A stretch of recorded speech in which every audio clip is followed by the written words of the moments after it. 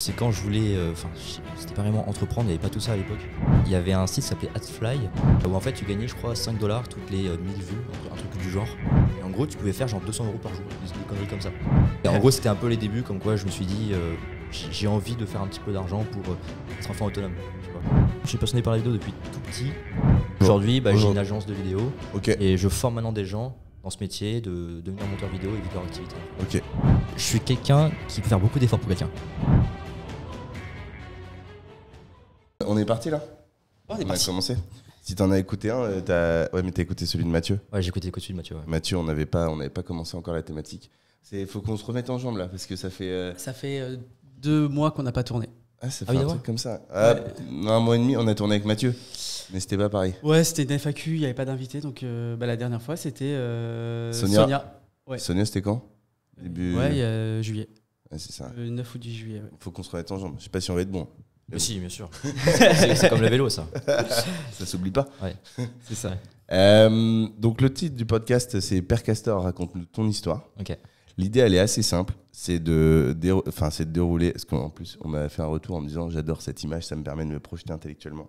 C'est de dérouler la rivière ou le fleuve de ta vie. Nous, en tant que castor, on va venir mettre des barrages, on va te poser des questions. Okay. Des questions qu'on pose à chaque fois. Et d'autres questions qui vont venir en fonction de ce que tu vas nous raconter. Okay. Mais d'abord, pour commencer le début en fait, de ce fleuve, de cette rivière, on va te demander de nous raconter ton premier souvenir d'entrepreneur. Investisseur, voilà. Tu peux choisir, nous, comme exemple qu'on donne assez souvent. Vendre des contrefaçons au collège, ça compte. Alors j'ai des trucs un peu chelous. Voilà, il n'y a pas de limite. Je vais partir sur le légal au cas où. Non, T'as vendu de la bœuf, c'est ça? Alors, non, on va dire le vrai truc légal. Business, est-ce qu'on peut. J'ai gagné de l'argent ou pas? Ou un truc juste j'ai commencé et puis pour. Ce qui te semble être business. Et après, on viendra de toute façon sur l'argent. Tu t'es un peu structuré, que tu as voulu échanger, troquer, gagner de l'argent. On va dire deux trucs pour la même période. Okay. C'est quand je voulais. C'était pas vraiment entreprendre, il n'y avait pas tout ça à l'époque. Enfin, à l'époque, j'ai déjà comme j'avais 40 ans. Mais en gros, sur Internet, il y avait un site qui s'appelait Adfly. Je sais pas si vous connaissez. C'était une sorte de raccourci de lien. T'avais quel âge juste pour qu'on mette dans le contexte? J'étais au lycée, j'étais en première peut-être. Ok. Ça, c'était à la limite de l'illégal. Mais ils ont rayé le problème et j'ai pas fait d'argent au cas où si on veut me voir. Mais mon pote, ça a plus de 3 ans. Ouais, mais j'ai un pote, oui. Et en gros, si tu veux, c'était un site qui était un raccourci de lien un peu comme Bitly. Okay. Où en fait, tu gagnais, je crois, 5 $ toutes les 1000 vues, un truc du genre. Okay. Et en fait, tu avais un bot qui permettait, pendant que tu allais en cours, qui faisait tous les liens à la chaîne. Et en gros, tu pouvais faire genre 200 € par jour, des conneries comme ça. Okay. Et j'ai un pote qui faisait ça et pour mon anniversaire, il m'avait offert des chaussures Timberland. Toujours. Et je voulais faire la même chose, mais j'avais pas les Coronets, j'en sais rien. Okay. C'était un peu un début. Et pareil, à l'époque, il y avait aussi un peu le dropshipping qui n'était pas sur AliExpress, etc. Donc moi, je partais sur eBay. J'avais vu, je crois, des tablettes à 50 € que je remettais à 150 €. J'ai fait 0 vente. Et en gros, c'était un peu les débuts, comme quoi je me suis dit, j'ai envie de faire un petit peu d'argent pour être enfin autonome. Tu vois. Okay. Le moment où je voulais sortir un peu de mes parents, tu vois, où je devais aller les voir pour leur demander genre 5 €, 20 € ou quoi. Okay. J'étais au lycée, je faisais pas d'argent, tu vois. Ouais. Donc c'est un peu les débuts. L'objectif, c'était quoi? Améliorer ta condition? C'était de pouvoir m'acheter des fringues moi-même. Genre c'était vraiment ça. J'avais pas l'objectif à faire des millions. Oui, bien juste, sûr. être autonome, quoi. Et du coup, avant qu'on déroule et qu'on revienne sur ce projet-là, d'ailleurs, j'ai déjà une première question parce que je sais que tu as vécu à La Réunion. Est-ce qu'à ce moment-là, enfin bref, on y reviendra parce que ça m'intéresse évidemment.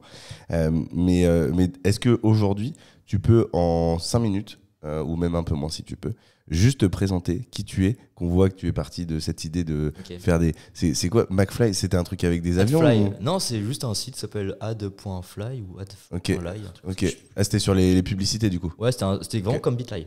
Okay. En fait, par exemple, tu mettais un lien YouTube et pour qu'il soit plus court, c'était un lien Adfly. Et quand tu cliques dessus, ça tombe sur ton lien YouTube par exemple. Ok. Et donc du coup, juste pour revenir là-dessus, avant qu'on défile toute ta vie, est-ce que tu peux nous dire aujourd'hui ce que tu fais?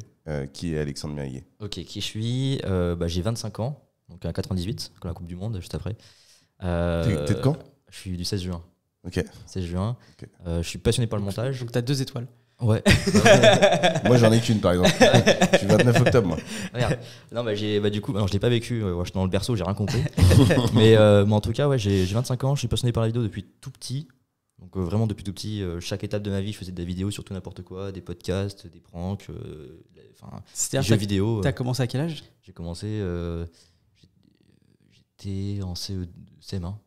peut-être. Alors, comment on fait de la vidéo en CM1? En fait, ma mère, elle avait un PC portable. Ok. Et elle avait une webcam, en gros, si tu veux, et Windows Movie Maker. Je savais Oh, pas c'était quoi. oui, Juste, Windows Movie j'ai Maker. testé, je mettais mes rushs dessus. C'était juste des cuts, hein, c'était rien de spécial. Ok. Le jour où j'ai fait un effet de ouf, c'était en gros me filmer comme ça.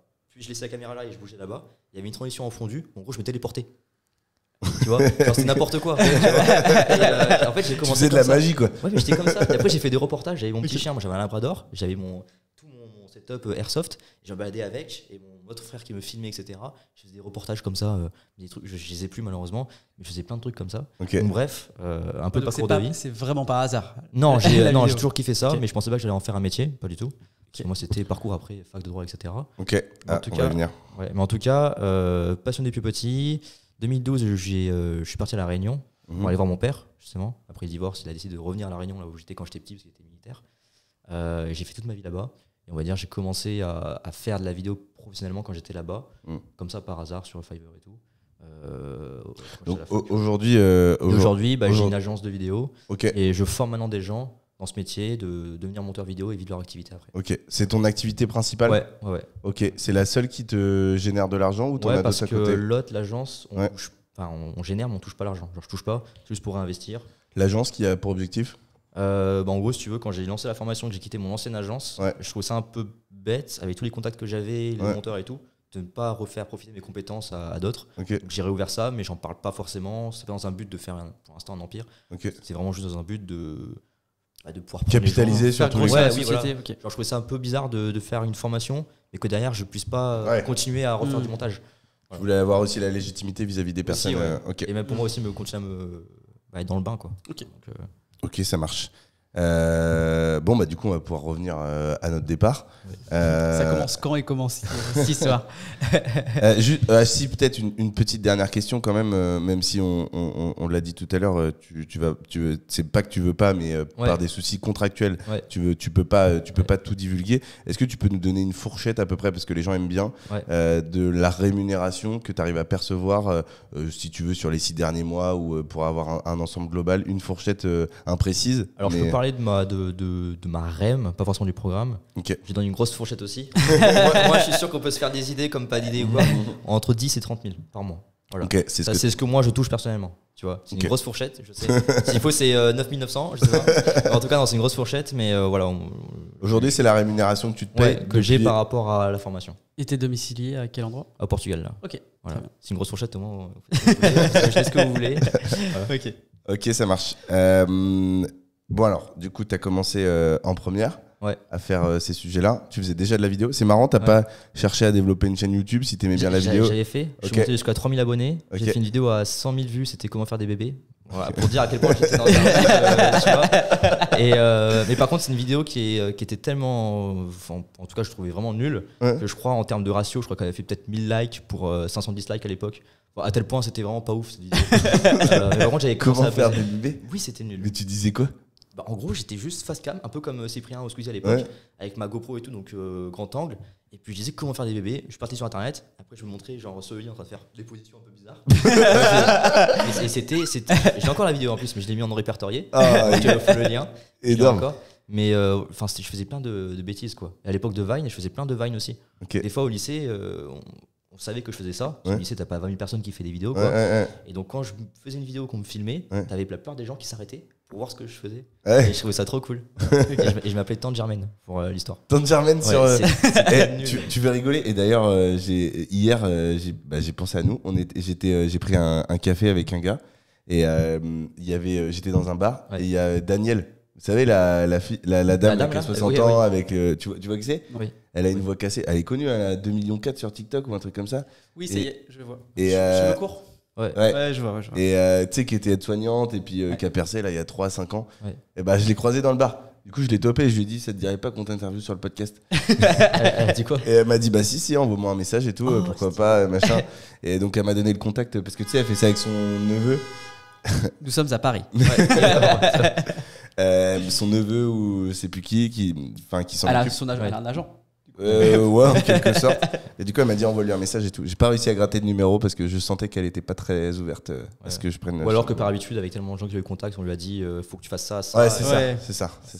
Ouais, ça Porte de sortie. Ça je pense des fois, c'est un non poli peut-être. En fait, je pense des fois, c'est même pas une question d'elle-même. Genre, je pense qu'elle l'aurait fait, mais par habitude et tout, depuis des années qu'elle fait ça. Je pense que c'est non, tu viens avec ça. Et puis, ouais, je suis d'accord. Voilà. Je suis d'accord. Mais on doit l'accoster beaucoup. Puis en plus, tu peux pas la louper. Elle a une voix coupée au couteau quand tu. Après, elle est petite, non aussi. Ouais. Peut-être compliqué de la trouver. Moi, je dis ça, moi, je suis petit, alors j'ai le droit d'aller sur ça, moi. Je suis légitime. Donc bref, j'ai croisé hier et du coup, on verra. Je sais plus le lien pour lequel je nous emmenais là-dessus. Mais en tout cas, pour revenir à. Tante Germaine, la chaîne. La chaîne YouTube. Putain, bonne mémoire. Mais bon, en tout cas, t'as commencé l'activité en 2000. Vraiment, de manière où je me suis mis dans le bain avec YouTube et commencé Final Pro, le où je suis maintenant. J'étais en terminale. Donc terminale, t'as 25, c'était quoi? C'était il y a 8 ans? Il y a 10... 2015? Wow, c'était il y a 8 ans. 2000... Il y a 8 ans. Ouais. T'as passé le bac en 2015, non? 2015, ouais, 2016. 2016, bah oui, t'es la même année que moi. Ouais, 2016, ouais. Ok, donc du coup, t'étais à La Réunion, tu faisais tes vidéos, ça marchait, mais t'as pas réussi à percer. En fait, j'ai arrêté au moment où je pense que j'aurais pu percer. Genre, à l'époque, Mastu sur YouTube, il avait 8000 abonnés. Et je côtoyais beaucoup de personnes qui étaient un peu autour, qui avaient aussi à peu près le même nombre d'abonnés. J'avais 3000 et j'étais monté très rapidement. En gros, j'avais genre 3000 abonnés et je faisais 3000 vues par vidéo. Avec plein de commentaires et tout, ça peut bombarder. Donc, mais sur Instagram, je faisais des posts qui avaient genre 1500 likes, pour dire, que j'ai encore mais que j'ai archivé. Ah ouais, 1500 likes. Je faisais tout. Les commentaires, tu verrais, c'est un délire. J'ai eu des comptes fans aussi sur Twitter. Donc, en fait, je pense que si j'avais continué, j'aurais pu. Mais j'étais entre le moment où je commençais à avoir 18-19 ans, que je m'inventais un personnage et du coup, j'étais plus à l'aise avec moi-même. Genre, j'étais plus à l'aise à faire des conneries sur YouTube. Voilà. Et après, je me suis rendu compte que 2-3 mois après, quand j'ai tout stoppé, c'est le montage qui me manquait et pas d'être face caméra, en gros. Ok, et c'est là que l'homme de l'ombre et le montage. Ouais, en fait, c'était vraiment. Enfin, pas forcément, j'aime bien être, tu vois, devant de la scène et tout. J'adore. Pas la fame, mais j'adore, tu vois, m'exhiber, etc. Même si je suis vraiment timide de base. C'est un peu bizarre. Mais j'aime bien le montage, en fait. Je kiffais ça. J'aimais bien juste inventer une nouvelle réalité, tu vois, comme j'aime beaucoup expliquer à travers la vidéo. Et au final, je me suis retrouvé à continuer à en faire, mais pour d'autres. Voilà. Ouais, ok. Et donc, du coup, là, tu nous as dit, donc tu passes ton bac à La Réunion. Ouais. T'as vécu 5-7 ans en tout, au total, j'ai fait 13 ans, 14 ans. 14 ans à La Réunion. Entre mes 3 ans quand j'étais petit, plus là, depuis la 3e. Donc, tu fais 2000. Et t'as vécu où en France quand t'étais en France? Enfin, Carcassonne. En métropole. Carcassonne. Okay. J'ai tout fait, Carcassonne, Bourg-en-Bresse, Bordeaux. Et La Réunion, en termes de réseau, en termes de connexion, trouver des jeunes qui font la même chose que toi, c'est compliqué. Il y avait personne. À l'époque, il y avait personne. À l'époque, pareil, j'ai 40 ans, mais à l'époque, il y avait vraiment personne qui faisait ça. Okay. Et puis, on va dire que l'entrepreneuriat là-bas a commencé vraiment à se démocratiser il y a peut-être 4 ans, 3 ans. Okay. Ouais, vraiment. T'y vas parce que tu kiffes et t'as ta famille ou ouais, j'ai ma famille là-bas. À faire, Non, du tout. J'y vais uniquement pour mes amis et la famille. C'est tout, il n'y a vraiment rien à faire. Et le mode de vie est cool? Ouais, il y a juste 2 heures de décalage. Ok. Et la fibre. Tu vois, il y a tout. Il y a l'eau, l'électricité. Non, en vrai, il y a tout ce qu'il faut. Il y a quelques personnes là-bas qui entreprennent. Donc, des fois, j'ai un coworking là-bas qui s'appelle Le Crew, où ils sont tous, d'ailleurs, big up. Et ils sont tous un peu entrepreneurs. Tu vois, donc, ils font tous un peu leur truc ou quoi. Il y en a aussi certains qui vont faire du télétravail à La Réunion. Finalement, on se retrouve un peu dans ce microcosme. Ok, ouais. Donc, c'est cool. C'est plus agréable qu'avant, en tout cas. Ok. Et tu sens qu'il y a une petite énergie qui commence à se mettre en place, mais ok. Ouais. Et du coup, c'est quoi? C'est parce que c'est au-delà de la famille, ça doit être un cadre. Je suis jamais allé à La Réunion, c'est cool, non? En fait, c'est un ensemble entre les amis, la famille. Même si on se franchit, je vois plus mes amis que la famille. Okay. Par habitude aussi. Après, moi, je suis pas très famille de base. Je suis pas très genre papa, maman. Voilà, je suis. Bref. Et du coup, je suis plus ami. Je vais avec eux. Des fois, je prends les Airbnb. Moi, je suis tranquille. Tu vois, même si des fois, je vais chez les parents, je dors avec eux. Enfin, avec eux. Mais pour quelqu'un qui est pas famille. Entre papa et maman. Tu vois. mais non, ouais, j'aime bien. Je sais pas, c'est l'ensemble. Ça me repose aussi. En fait, c'est très chill. C'est un problème aussi. En général, quand je dis à mes associés ou mes amis que je vais là-bas, ils savent que je vais être au ralenti là-bas, quoi. Okay. Parce que je sais pas, c'est l'ambiance générale. L'ambiance générale. Ouais. Ok. Il y a des belles plages. Si on veut y aller. Il y a des belles plages. Ouais. C'est pas mal. Des belles plages, des belles montagnes, des bonnes randonnées à faire. Ouais. Il a autre chose en tête quand il me dit ça, mais. Non, il y a des boîtes de nuit. Non, en vrai, il y a des bons trucs à faire. Des bonnes. En vrai, si tu veux partir en vacances là-bas, il te faut au moins 2 bonnes semaines. Sinon, une semaine, t'es trop speed. En fait, tu dors jamais, quoi. Tellement des trucs à faire. Okay. 2 semaines, en vrai, ça peut être chill. Au moins, t'as aussi une journée pour te reposer. 2 journées Donc, le lifestyle hyper détente. C'est détente, ouais. Ok. C'est détente, ouais. C'est quoi la ville pour toi où justement c'est tout l'inverse? C'est gros lifestyle, grosse motivation. Dubaï. Ok. Ouais. Je pense que tu t'attendais ou pas, mais en vrai, c'est Dubaï. Ok. Tu y allais souvent à Dubaï? J'habitais 1 an. Ok. Ouais. Ah, je savais pas que t'avais vécu à Dubaï. Ouais, j'ai vécu 1 an là-bas. C'était bien? J'ai envie de dire oui, parce que franchement, je regrette pas. J'ai kiffé et tout, mais j'avais pas de vie sociale. Donc en gros, je sais plus où j'en parlais. Pourquoi t'avais pas de vie sociale? Parce que moi, je suis plus. Enfin, là, moi, l'argent, c'est bien, on est d'accord, on va pas se voilà. C'est bien, mais j'aime bien être aussi avec des gens avec qui je m'en fous de leur métier, tu vois. Juste on discute, on rigole, on boit des bières, enfin, tu vois, juste. Voilà. La vie. Et là-bas, c'était juste argent, argent, argent, argent. Donc c'est très bien pour le réseau un petit peu, pour faire du business, c'est très bien. Oui, c'est un accélérateur. Mais moi, j'ai. Ouais. Oui, complètement, ouais. Mais j'ai besoin de me poser, d'être avec des gens normaux, quoi. Et partir en boîte et que tu payes pas le verre plus la fille. Genre, tu payes le verre. Tu vois, genre, c'est vraiment comme ça. Là-bas, c'est tout s'achète. Et oui, ok. Genre, en vrai, je pense que si t'as vraiment de la thune et que tu veux profiter d'un cadre de vie qui va être bien et te mettre dans des circonstances où t'as rien à te préoccuper à part ton taf, Dubaï, c'est très bien. Moi, j'ai vraiment kiffé, j'avais rien à faire. Je passais ma journée tous les soirs à la salle de sport, mon repas qui était livré pour le matin, le midi, le goûter et le soir. Et j'avais juste à travailler. Voilà. Et j'avais tout en bas de chez moi. J'avais juste à travailler, quoi, c'est tout. Okay. Voilà. T'étais où à Dubaï? À la Marina. Ok, cool. Ouais. Donc en vrai, j'ai kiffé. Mais t'étais en coloc ou t'étais. Avec mes associés. Ok. C'est un associé, ouais, Nimadio. Okay. On était ensemble tous les trois, on avait chacun notre chambre. Donc en fait, on se marchait pas vraiment dessus. Parce qu'on restait chacun dans notre chambre, on bossait chacun dans notre chambre. On ne mettait pas un truc dans le salon quoi, à bosser ensemble, c'était vraiment chacun dans notre chambre.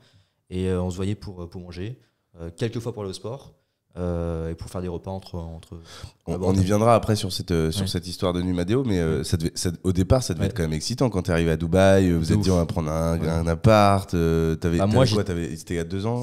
J'étais en 2021. Ouais, c'était plein Covid en plus. Ouais, et moi j'ai toujours été dans une vibe à être vraiment entre collaborateurs, tu vois, bosser ensemble, tu vois. Pour moi, c'est un accélérateur d'être comme ça, tu vois. Bosser à chaque fois, un qui est là-bas, un qui est là-bas, un qui est là-bas, et puis on s'envoie des messages sur Slack.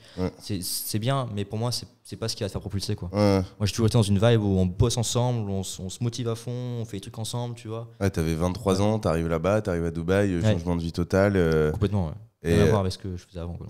Mais ce qui est marrant dans ce que tu décris, c'est que finalement, c'est un peu le système capitaliste à son extrême, à son apogée. Je sais pas si le terme est bon pour ça, mais du coup, c'est comme tu dis, de Dubaï, tout s'achète. Bah, en fait, pour moi, c'était un petit peu. T'as joué à Minecraft ou pas? Non. En gros, si tu veux, t'as des jeux. J'ai regardé. En gros, t'as des jeux comme ça où en fait, avant de rejoindre des serveurs, t'as un lobby. Et du coup, dans le lobby, tu retrouves tout le monde du serveur. Et après, ça se dispatche partout. Et moi, Dubaï, c'était un peu le lobby. Où en fait, t'avais tout. T'avais les skins bizarres, putain. Enfin, tu vois, t'avais vraiment tout ce qui allait dans un petit espace comme ça, qui est très vaste quand même. Et du coup, c'est à la fois perturbant parce que du coup, tu vois, moi par exemple, la nuit, au début, j'arrivais pas à dormir à cause d'un Lamborghini qui passait. Ah ouais. Tu vois, parce qu'il y avait trop de. En fait, c'est bizarre, tu vois, à dire. Donc au début, c'est cool, tu vois, tu fais des photos, genre tu vois des Rolls-Royce qui passent tout le temps, genre voilà, mais à force, en fait, ça devient tellement habituel que t'en perds un petit peu tes vrais repères. Tu vois, par exemple, quand je repartais à Montpellier, par exemple, je voulais absolument qu'il y ait tout en bas de chez moi, genre tout. Et du coup, je faisais des fixettes par rapport à ça. Je voulais pas habiter quelque part si j'avais pas le même style que Dubaï. Alors qu'en vrai, Dubaï, c'est juste l'extrême, tu vois. Donc, quand tu dis que t'avais tout en bas de chez toi, c'est t'avais un resto, t'avais le Carrefour, j'avais mon supermarché ouvert H24. Ah ouais. 3h du matin, t'as faim, t'y vas. T'avais le centre médical, mais vraiment en bas de chez moi, genre là en bas, tu vois, genre là j'avais tout, j'avais le Covid, les tests c'était juste en bas, docteur c'était juste en bas, pharmacie c'était juste en bas, ouvert H24, pressing c'était pareil, ma salle de sport, il y avait tout en bas, massage il y avait tout en bas. Et tout est ouvert H24? Peut-être pas massage, pharmacie oui, supermarché oui, docteur non, mais après t'avais tout en bas de chez moi. C'est fou. Tu vois. Et en plus, c'était sur un plateau. Énorme tour, En fait, c'était sur à Gibert, à la Marina. C'était, moi, j'étais ça s'appelait Sadaf 3, en gros. Et en fait, c'est une sorte de plateau avec des bâtiments sablés. En fait, t'as pas de voiture ici. Donc, en fait, t'as juste plein de bâtiments. On va dire un peu, si je veux imager comme des HLM, tu vois, mais de Dubaï. Et en fait, en bas, t'avais tout, genre des restaurants et tout, mais calme. En gros, c'était très familial. Donc, c'était pas genre barrière de touristes ou quoi, avec plein de gens qui marchaient où tu pouvais pas, voilà. C'était calme, comme si c'était vraiment, voilà. Ça coûte cher de vivre à Dubaï comme ça?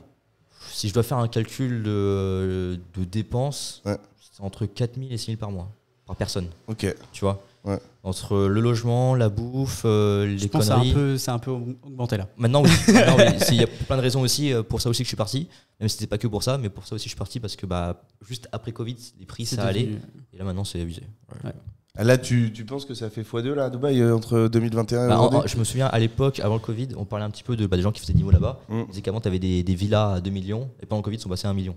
Donc tu vois, ils divisaient par 2 juste pendant le Covid. En fait, à l'époque, c'était un marché qui n'était pas très liquide. Donc forcément, grosse inquiétude, Covid, etc. Les prix ont chuté entre 30 et 40% en moyenne. Et là, il y a de nouveau de la liquidité. La guerre en Ukraine aussi a favorisé les choses parce qu'il y a beaucoup d'Ukrainiens, beaucoup de Russes qui sont partis acheter de l'immobilier là-bas. Beaucoup de Chinois aussi. Et là, les prix... Tu vois, exemple tout bête, mon loyer n'avait pas bougé de prix. Donc c'était 12 500 dirhams par mois, un truc comme ça. Ce qui faisait 3 200 euros par mois. Donc à 3. À 3, déjà 1 000 euros chacun. En gros, c'est la boîte qui payait.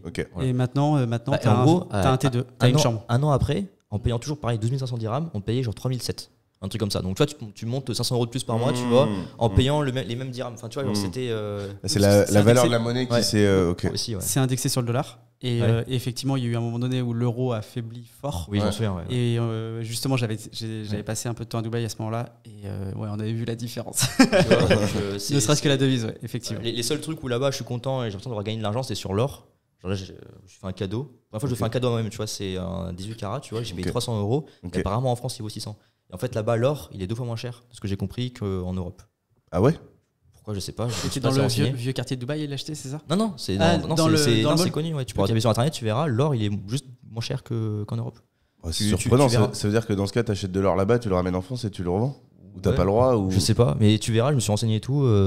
Voilà, je sais pas, je suis pas allé plus loin de savoir pourquoi. Ou alors j'ai vu, mais j'en souviens plus. Mais je sais juste que c'était le truc où je me suis senti faire une affaire et je savais pas. J'ai su après. Il doit y avoir un truc parce que sinon, ce serait trop facile de faire de l'argent comme ça. Mais...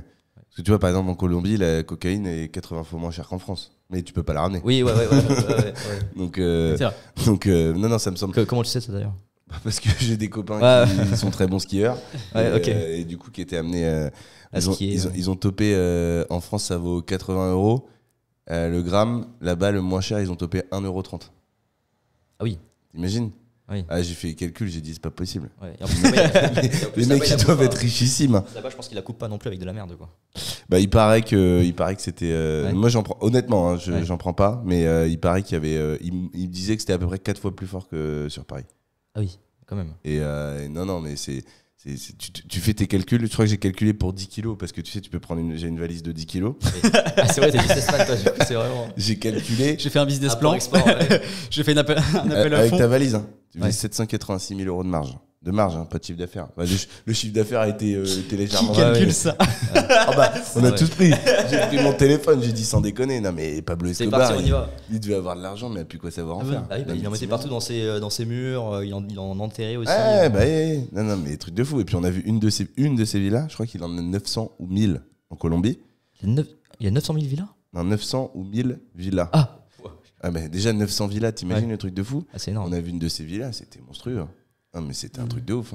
Mais le mec, il avait une vie, mais c'était lunaire. J'arrive pas à savoir comment. Je pense qu'ils ont eu une vie à la fois insupportable parce que stressante constamment, etc. Machin. Toujours sur le qui-vive, mais en même temps quelque part exceptionnel. Oui, c'est un euphémisme de dire manquer de rien. C'est qui devait se déplacer en Équateur. Une vie singulière, on va dire. C'est le moins qu'on puisse dire. Et vous avez vu la série Air Cocaine ou pas? Non, pas encore. Tu vois l'histoire? Non. En gros, c'est des mecs comme nous qui sont partis en Colombie en vacances, je crois. J'ai pas suivi exactement. Non, c'est de l'aviation. C'est des mecs qui, mais de base, ils ont vu le truc un peu comme nous. Ils ont fait leurs calculs. Après, à part le film Barry Seal, je sais pas si. Je sais pas si c'est la même série. Non, je crois pas. Et en gros, les mecs, ils se sont dit, mais attends, on va ramener ça par. Parce que tu sais, les jets privés, t'es moins contrôlé quand t'arrives.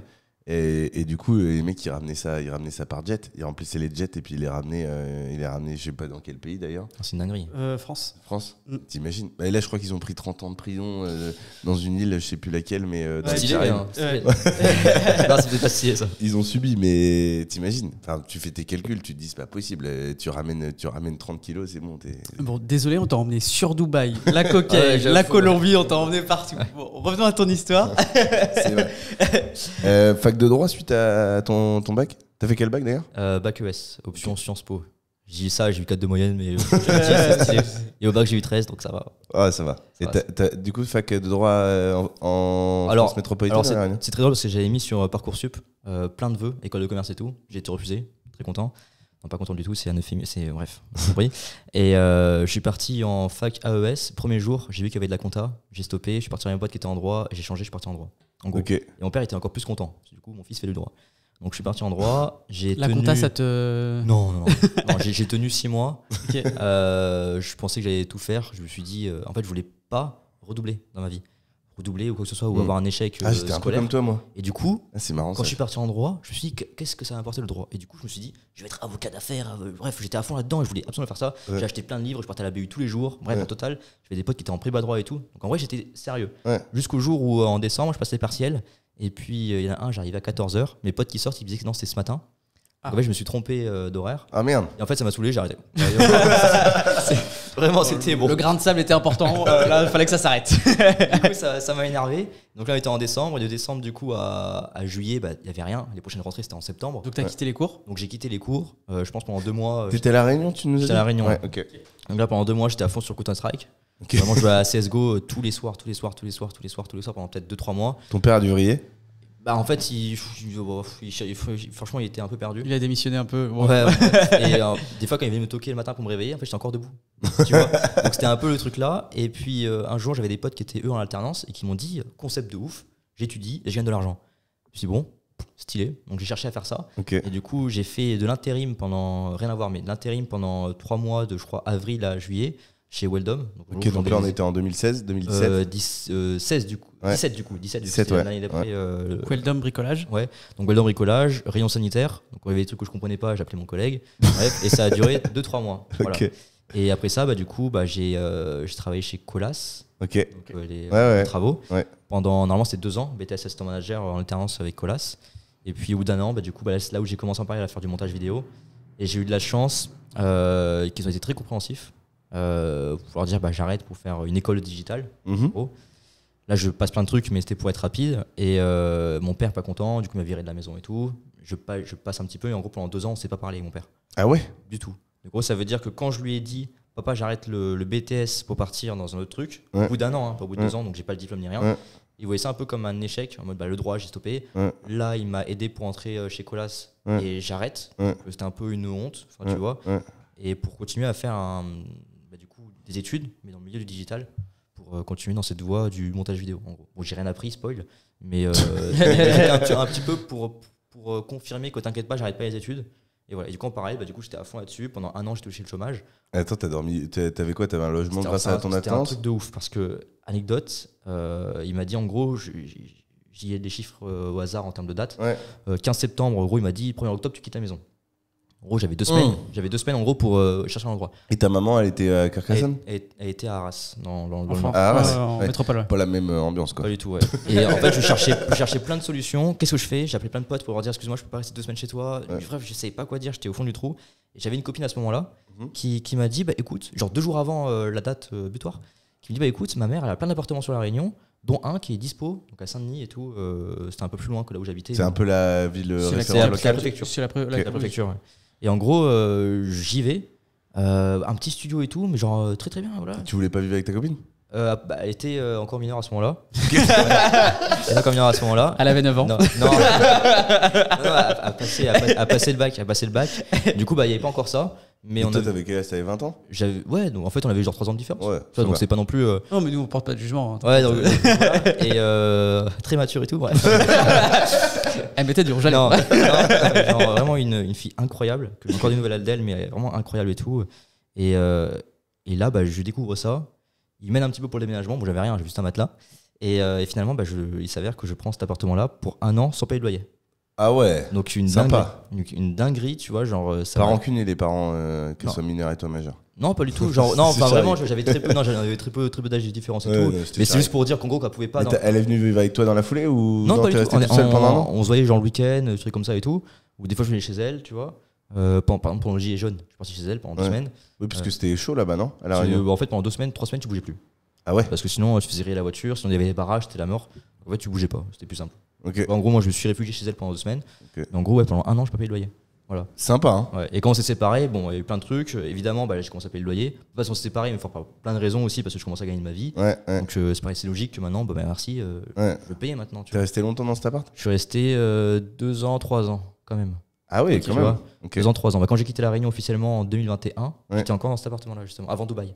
D'accord. Ok. Donc, et là, pareil, j'ai fait aussi une vidéo pour vous montrer d'où je viens, etc. Ouais. Donc, j'ai fait en sorte de quand même tout filmer. Voilà. Ok. Donc, c'était un petit studio très sympa avec une vue sur rien. et en plus, je sortais jamais s'il y avait plein de moustiques. Même si j'avais un petit balcon et tout. Enfin, une petite terrasse, mais ouais, j'ai plein de souvenirs. Tu faisais quoi alors à ce moment-là? T'étais en BTS, c'est ça? Alors à ce moment-là, du coup, j'avais tout quitté. C'est là où je suis parti dans le digital avec Rudy, à qui je dis bonjour, avec qui je me suis associé du coup sur ma première boîte qui s'appelait Nice. Ma toute première boîte, c'était une SARL. Okay. C'est un peu le moment où en fait je faisais un peu de montage avant. Donc là, c'est la première boîte que tu as montée. T'as pas commencé en auto-entreprise, t'as commencé direct par une société. C'est un peu chelou parce que je voulais faire ça à la base en auto-entreprise, sauf qu'à La Réunion, c'était un peu chelou. Il renversait un peu la balle sur chambre de commerce, chambre des métiers, enfin bref.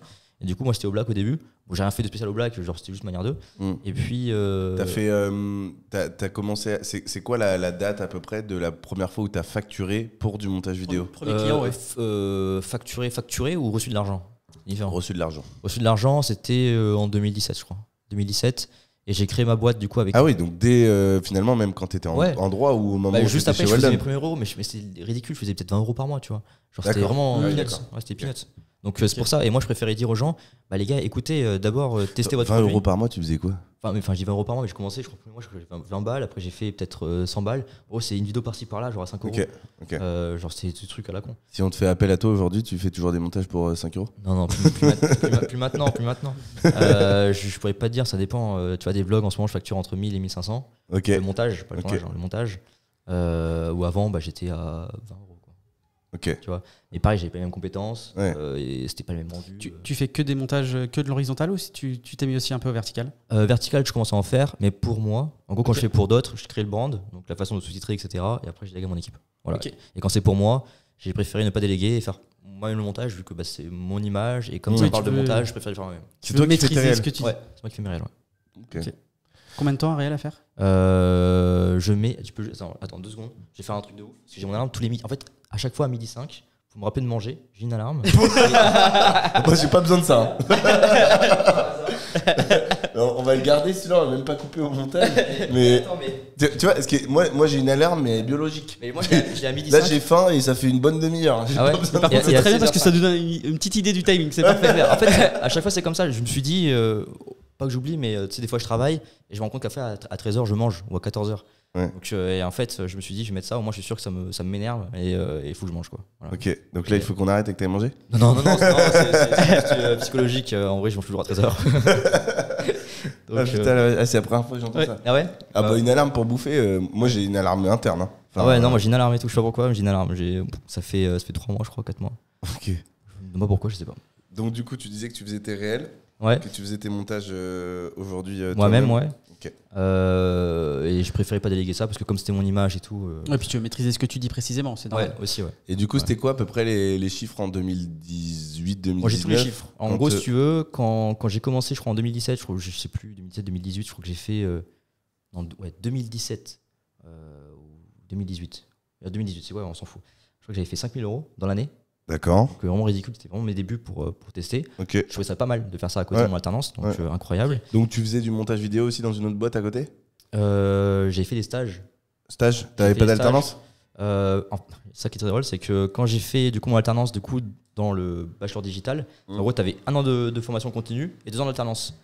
Okay. Et quand j'ai créé ma boîte, je me suis mis en alternance dans ma propre boîte. Ah, ils ont bien voulu.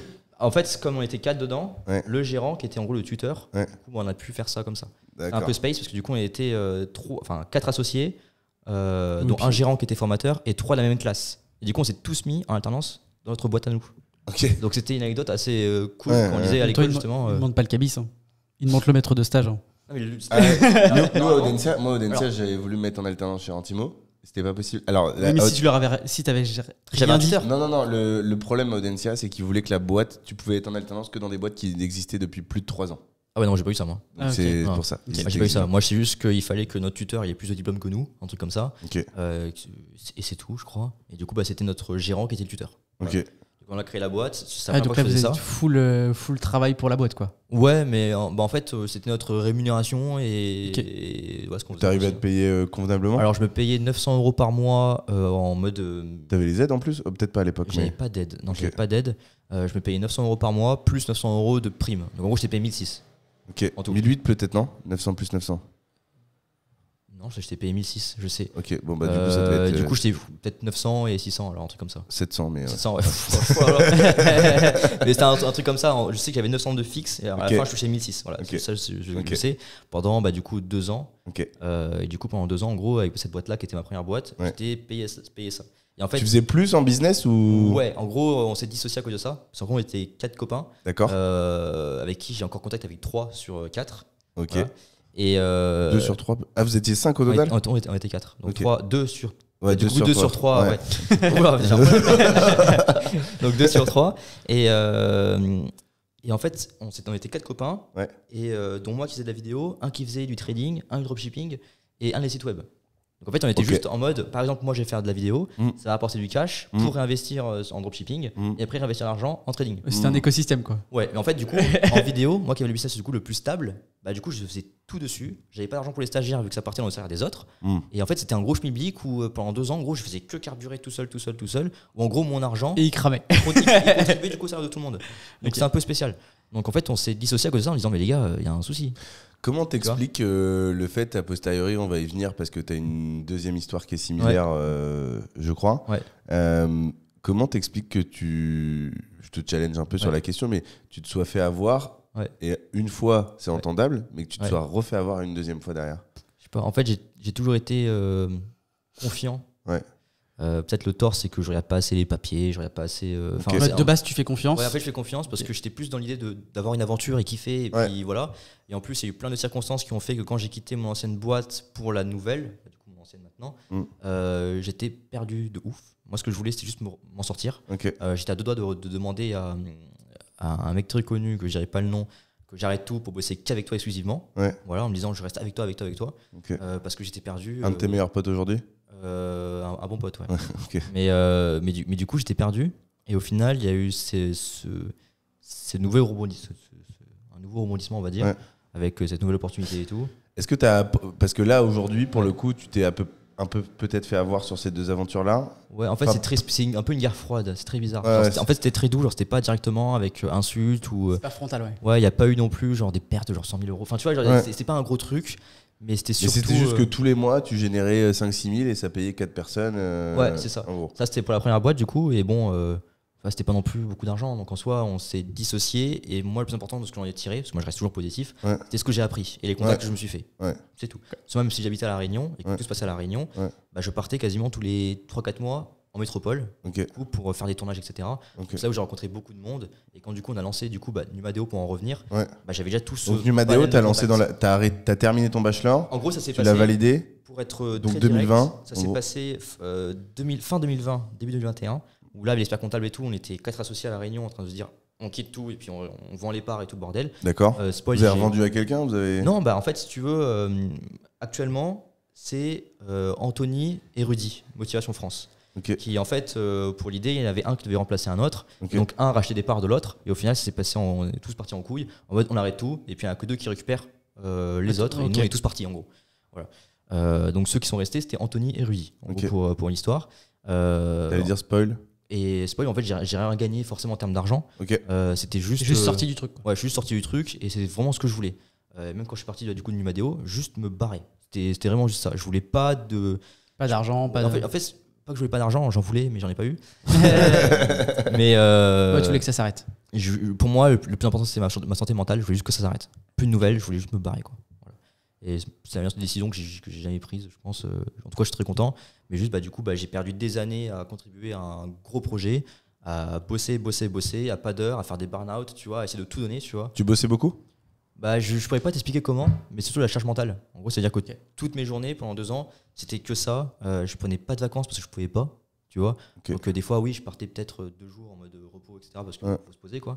Mais sinon, non, je pensais qu'à ça. C'est-à-dire, tu te levais à pour non, franchement, j'ai jamais été en mode 6h, 23h, tu vois.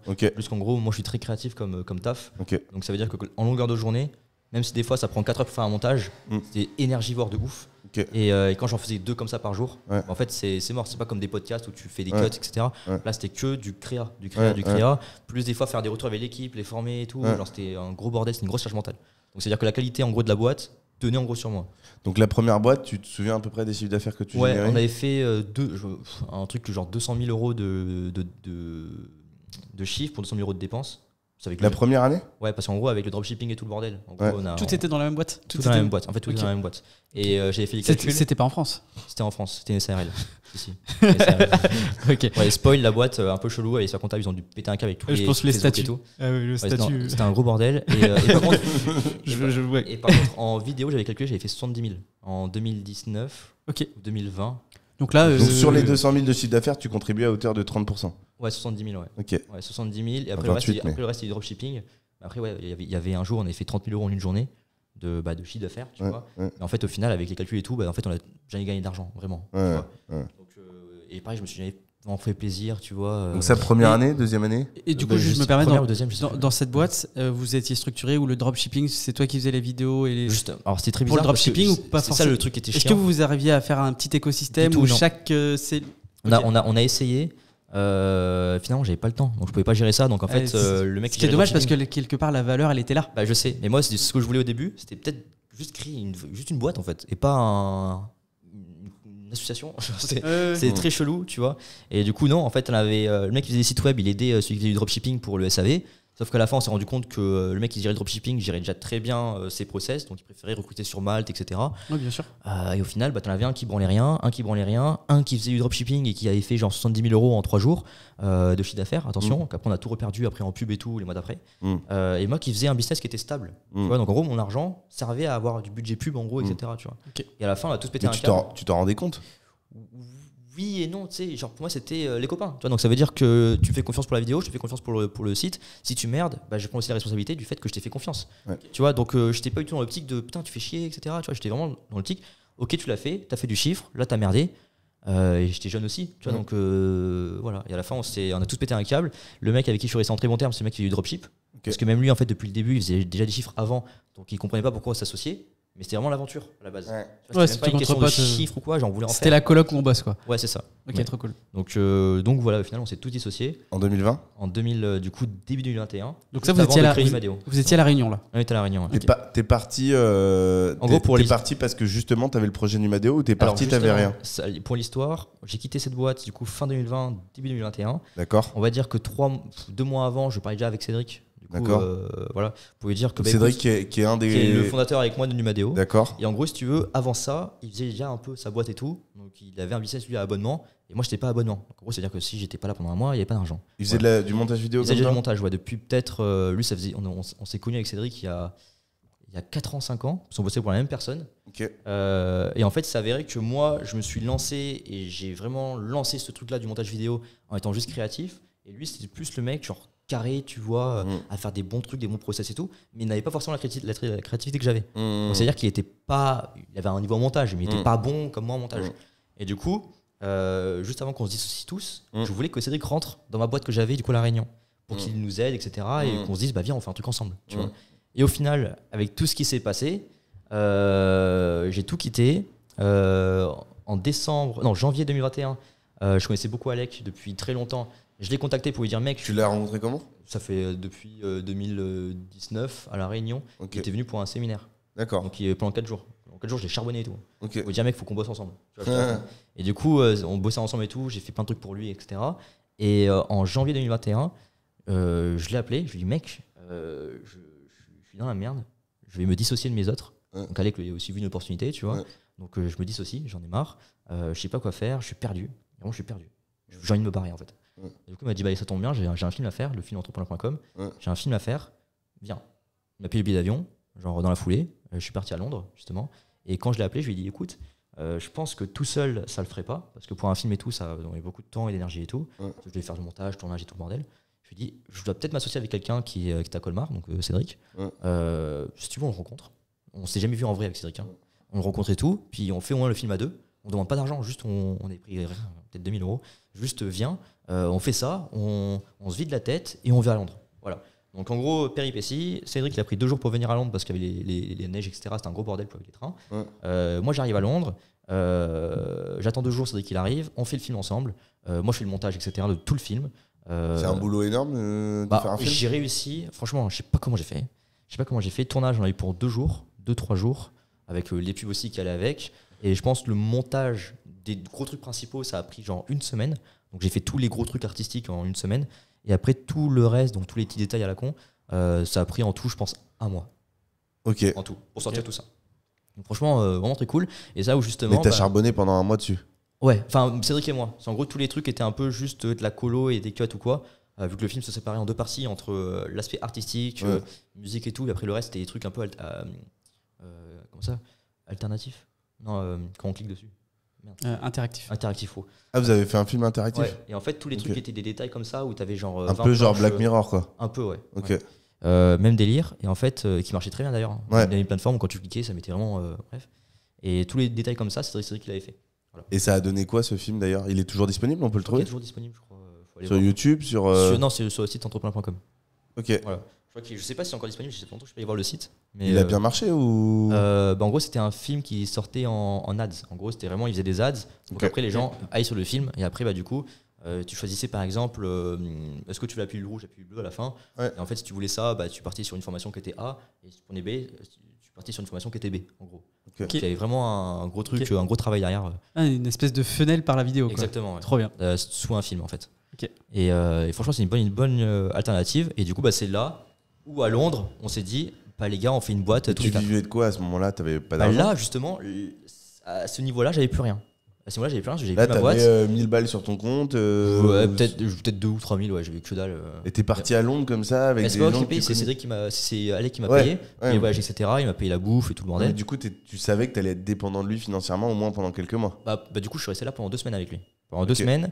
Et après, c'est là où justement on s'est dit, on crée la boîte. Et là, tous les clients que j'avais avant, les clients de Cédric, on les a dit, écoutez, on fait un nouveau truc. Maintenant, c'est abonnement. On est ensemble. On a créé Numadeo.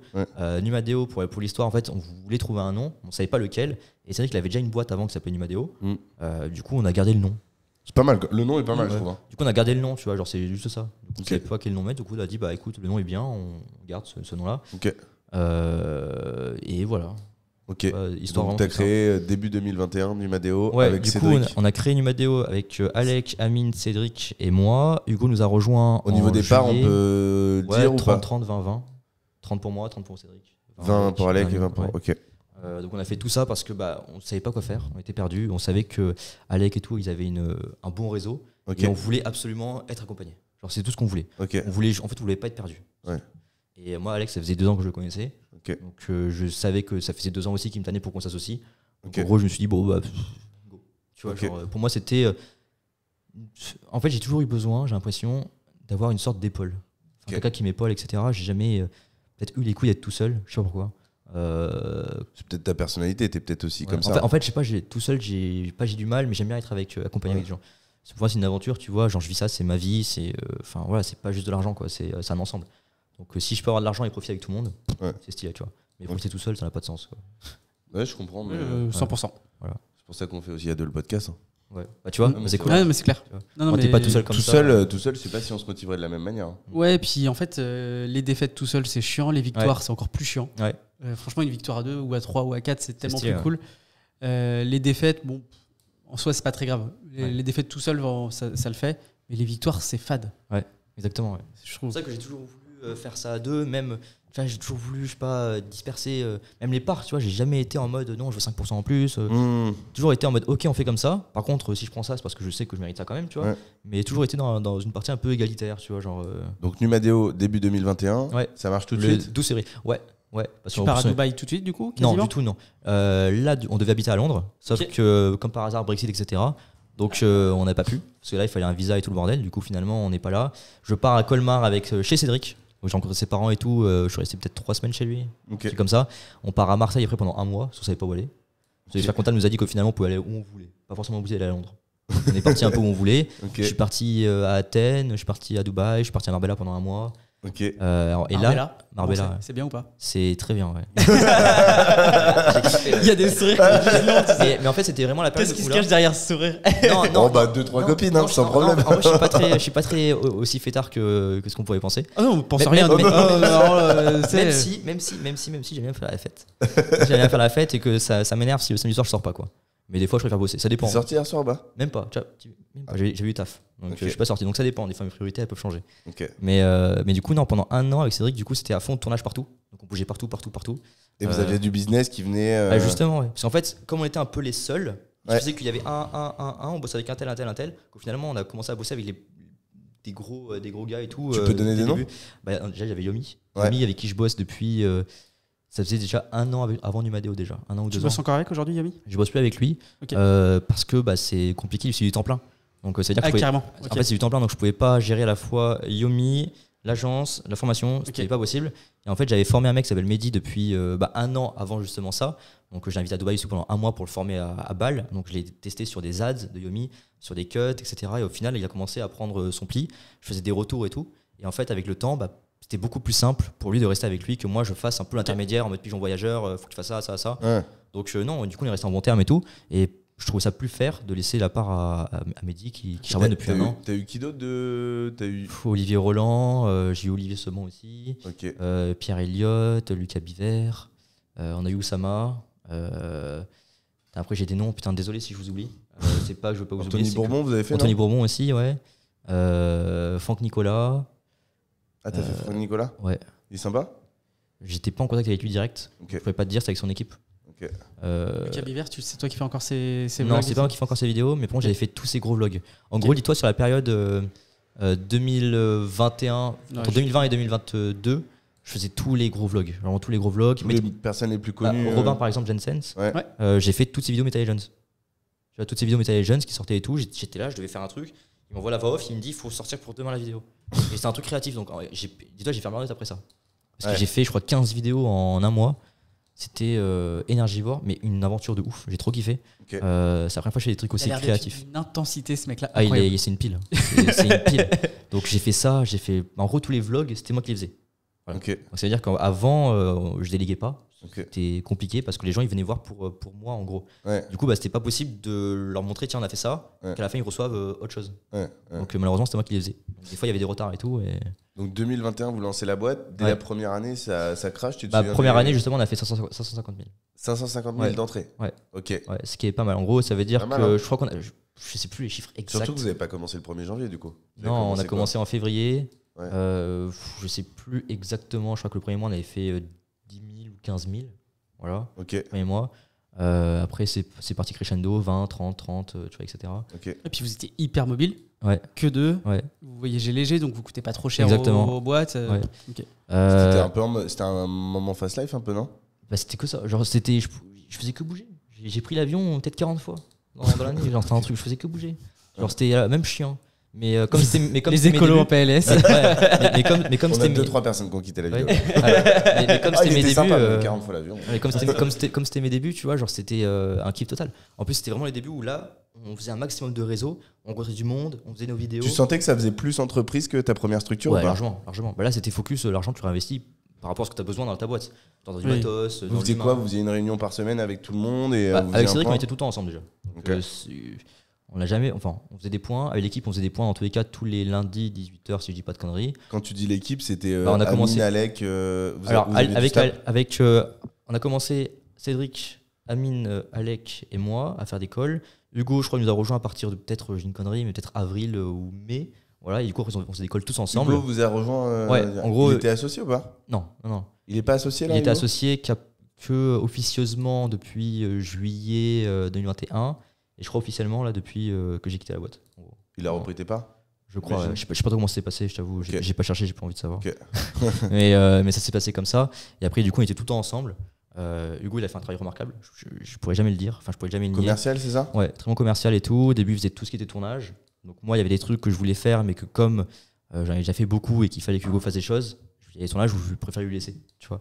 Donc un peu la confiance pour tester un petit peu vu qu'on est associé en gros. Donc il fallait absolument qu'on fasse des trucs qu'on se tous les trois. Donc on a commencé comme ça Et voilà. Et après, l'équipe elle a commencé à grandir. À partir de juillet-août, quand on était à Athènes, on savait très bien qu'on ne pouvait pas gérer les projets. En gros, on était tous sur WhatsApp et servait les clients. Et quand on est tous les trois dans l'avion, il n'y a rien qui avance. Tu vois, parce qu'il fallait faire des retours et tout. Donc c'est un fast life, t'imagines? Non, mais du coup, c'est un problème. C'est normal, mais c'est des problèmes. Après, tu peux faire le montage dans l'avion, non? Moi, j'arrive pas. Ouais. J'arrive pas. Et du coup, on a recruté un chef de projet Okay. Qui était Gérald. Pas Gérald qu'on connaît? Non, pas Gérald qu'on connaît. Non, un autre Gérald. Et au final, ça a commencé comme ça. Et puis, c'est la première fois que du coup, on a pris un chef de projet. Ok. Voilà. Donc, on lui a délégué toutes les tâches. Il était dans tous les groupes WhatsApp avec les clients. Puis, c'est lui qui gérait les projets avec les monteurs et tout le bordel. Et voilà, ça a commencé comme ça, quoi. Puis après, il y a Mathéo qui nous a rejoint en décembre, je crois. Ou novembre. Salariés, ils étaient quoi? Non, tous C'était un dep? Tous freelance, ouais. Est-ce que tu as senti qu'en structurant la boîte, tu perdais un petit peu en rentabilité, en flexibilité? Oui, de ouf. Ouais, de ouf. Au début, c'est la question qu'on se posait il y a peut-être 3 mois avant que je quitte la boîte, justement en mars. Et moi, j'avais dit, est-ce que les gars, ce serait pas plus intéressant qu'on arrête d'avoir plein de freelance et tout et gérer plein de projets sur lesquels en plus on délivre pas pour qu'on fasse juste des tournages entre nous avec plus de valeur ajoutée, plus cher, plus quitte à rajouter du délai et à dire non. Tu vois, moi par exemple tout seul, si je dois faire tout seul vraiment, j'arrête la formation, j'arrête tout et je fais vraiment du filmmaking tout seul, je pense que je peux peut-être générer 10-15 000 euros par an facile. Je pense, en chiffre d'affaires, enfin tu vois, tout seul et tout. Donc je peux vivre très très bien. Tu dis chiffre d'affaires, mais dans la vidéo. Mais en vrai, c'est quasiment du 100%. Oui, c'est quasi du net. Ouais. Quasiment pas de charge. Après, à part les impôts et tout. Tu payes. Les billets d'avion, c'est le client qui les paye. C'est ça, ouais. Tout. Ah, c'est les clients qui payent? Ah oui, toujours. Quand je partais quelque part, c'est eux qui payent les trajets, la bouffe, le billet d'avion, tout. Ah ouais, plus la prestation. Ok. Ah, ils me font déplacer. Donc, tu vois, non, mais c'est vrai, c'est ce qu'ils faisaient tous. Et tu faisais que l'Europe ou t'as été aux États-Unis, t'es en Amérique du Sud? Dubaï, États-Unis, Bali, Thaïlande, et ils payent tout. Tu vois. Et pour eux, à chaque fois, je leur disais, quand j'étais à La Réunion par exemple, et qu'ils voulaient que je vienne en France, moi je disais, je suis pas en France, mais le plus rentable, c'est que je reste au moins 2 semaines. Tu vas pas me payer mon billet d'avion pour que je reste 3 jours. Tu vois.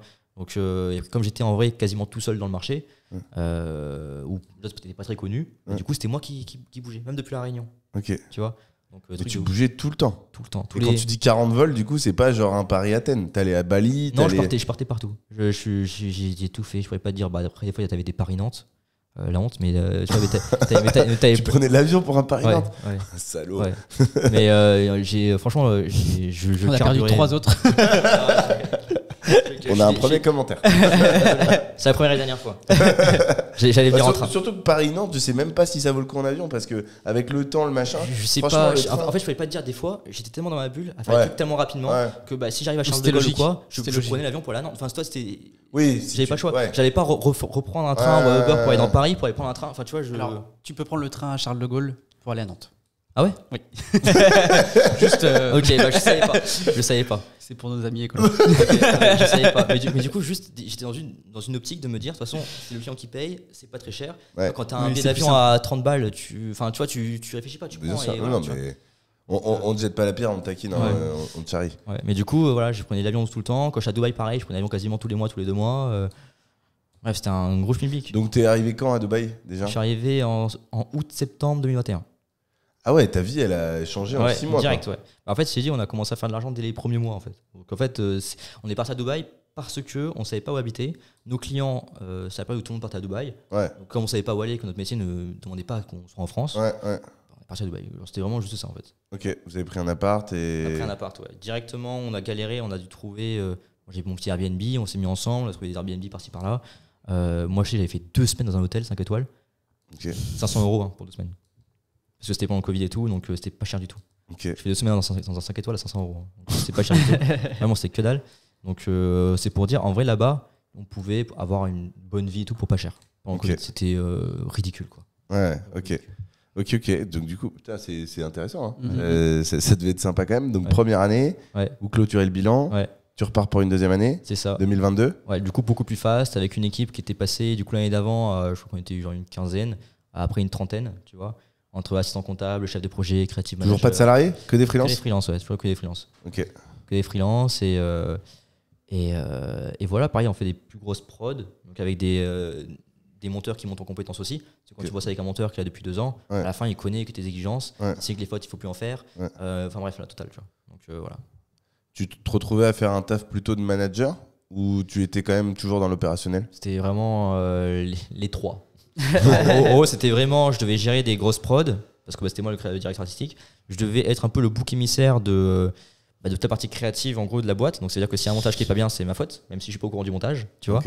Le monteur reçoit le truc qui dit qu'est-ce que tu m'as vendu. Ouais, exactement. Et plus gérer du coup les monteurs, et plus gérer quand même parce que je suis associé, donc des projets ou quoi. Ouais. Donc c'était un bordel où en fait à la fin j'arrivais plus à gérer.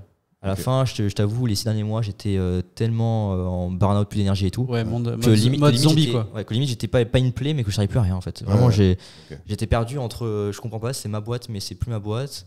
Je comprends plus les projets parce qu'on parle plus des projets. Ouais. J'ai trop de trucs à gérer à la fin. Il y avait 3 clients qui rentraient par semaine sur des clients que je connaissais pas du tout. Que je devais imaginer leur vibe, imaginer un branding pour eux. En fait, à la fin, j'ai plus d'énergie, j'ai plus rien.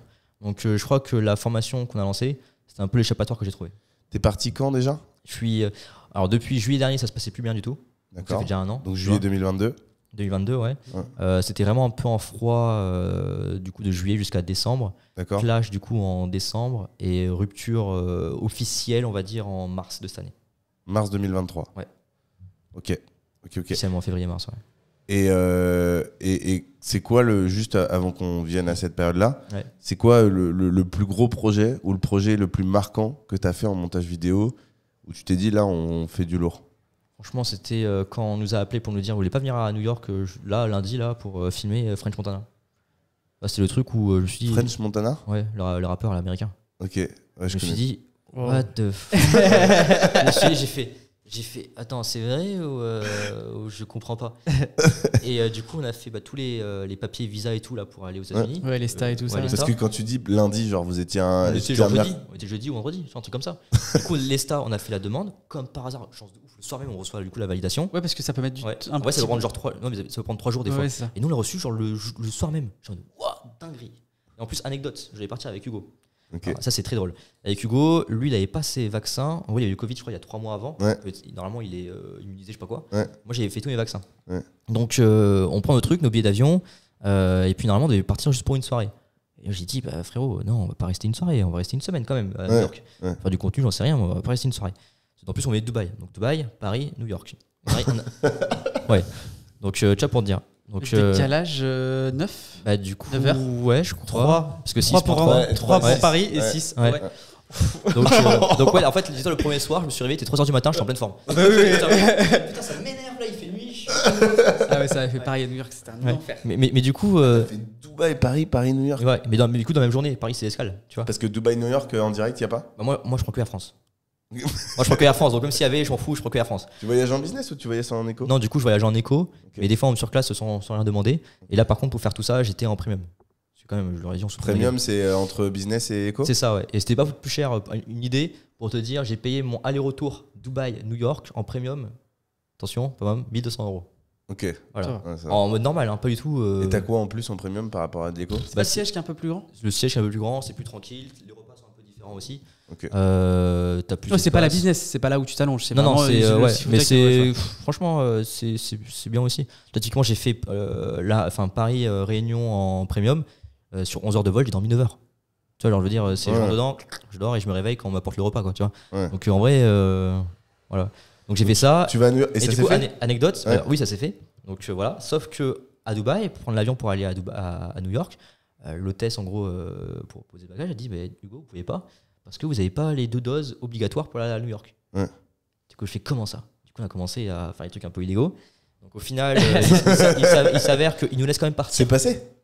Il nous laisse quand même partir à Paris, parce qu'au pire, on est français. Donc si on s'est bloqué, ce sera à Paris. En tout cas, on est chez nous. Tu vois. Donc moi, en tous les cas, je passe, etc. Et à Paris, on se fait contrôler et c'est mort. Et moi, je peux y aller, parce que moi, j'ai mes doses, etc. Et tout va bien. Et Hugo, il est bloqué. Voilà. Donc il est parti à Paris pour rien. Il est parti à Colmar. Mais t'es allé tout seul à... Du coup, je suis parti tout seul, alors que de base, on était à 2. Donc je me retrouve dans un bon Airbnb qu'on avait pris à côté de Wall Street, tu vois, un truc bien pendant 10 jours là comme ça. Et je suis tout seul et finalement je suis content parce que je fais mon projet genre tout seul, je pense qu'à moi, qu'au projet. Donc le soir du coup du coup t'as vu le rappeur, mais le rappeur, il est vraiment connu genre, enfin moi je il a fait des sons à des centaines de millions de vues. Ah ouais. Mais oui. Bon, on regardera après sur la vidéo. Comment il s'appelle ? Parce que là ça se trouve c'est French Montana. Et ça me parle mais en fait dis-toi les mecs avec qui je bossais, c'était la semaine d'avant, ils voulaient booker 50 Cent. Ok. Tu connais du coup, j'espère. Ouais. Ah oui, par contre. Et du coup, French Montana, après, ils l'ont eu et en fait, ils l'ont booké dans la boîte de nuit. Et moi, c'était un projet NFT et moi, je devais filmer, etc. l'événement pour montrer que tiens, le projet NFT, ils ont investi sur ça, etc. Projet de ouf. Et après, le montage est parti sur Discord. En gros, j'ai été payé, c'était en crypto-monnaie, c'était quasiment 10 000 €. En gros. Pour faire ça ? Juste pour faire ça, ouais. Et ils t'ont payé billet d'avion, ils t'ont payé machin Le billet d'avion, c'était moi qui l'ai payé par contre. On va dire qu'en tout cas, de ce que j'ai pris, c'était environ 9 000 en crypto. Ok. Voilà. Et Donc, en crypto, Et crypto, on l'a reçu dans le wallet qu'on avait mis en commun avec Cédric et tout. Ok. Du coup, j'ai jamais touché l'argent. Et pour un. T'as jamais touché l'argent ? Du coup, non. Du coup, non, mais on va dire j'ai fait le projet, mais tu vois, genre, c'est. Après, ça devait être le kiff, non ? Moi, j'ai fait ça pour ça. Moi, j'ai fait ça que pour le kiff. Il était là, tu lui parles et tout. Fresh Montana, non, je l'ai pas parlé parce qu'il était entouré de 23 000 gardes du corps. Mais du coup, il était juste là, à côté, là, à cette taille-là, à cette distance-là. Et après, j'ai tout filmé.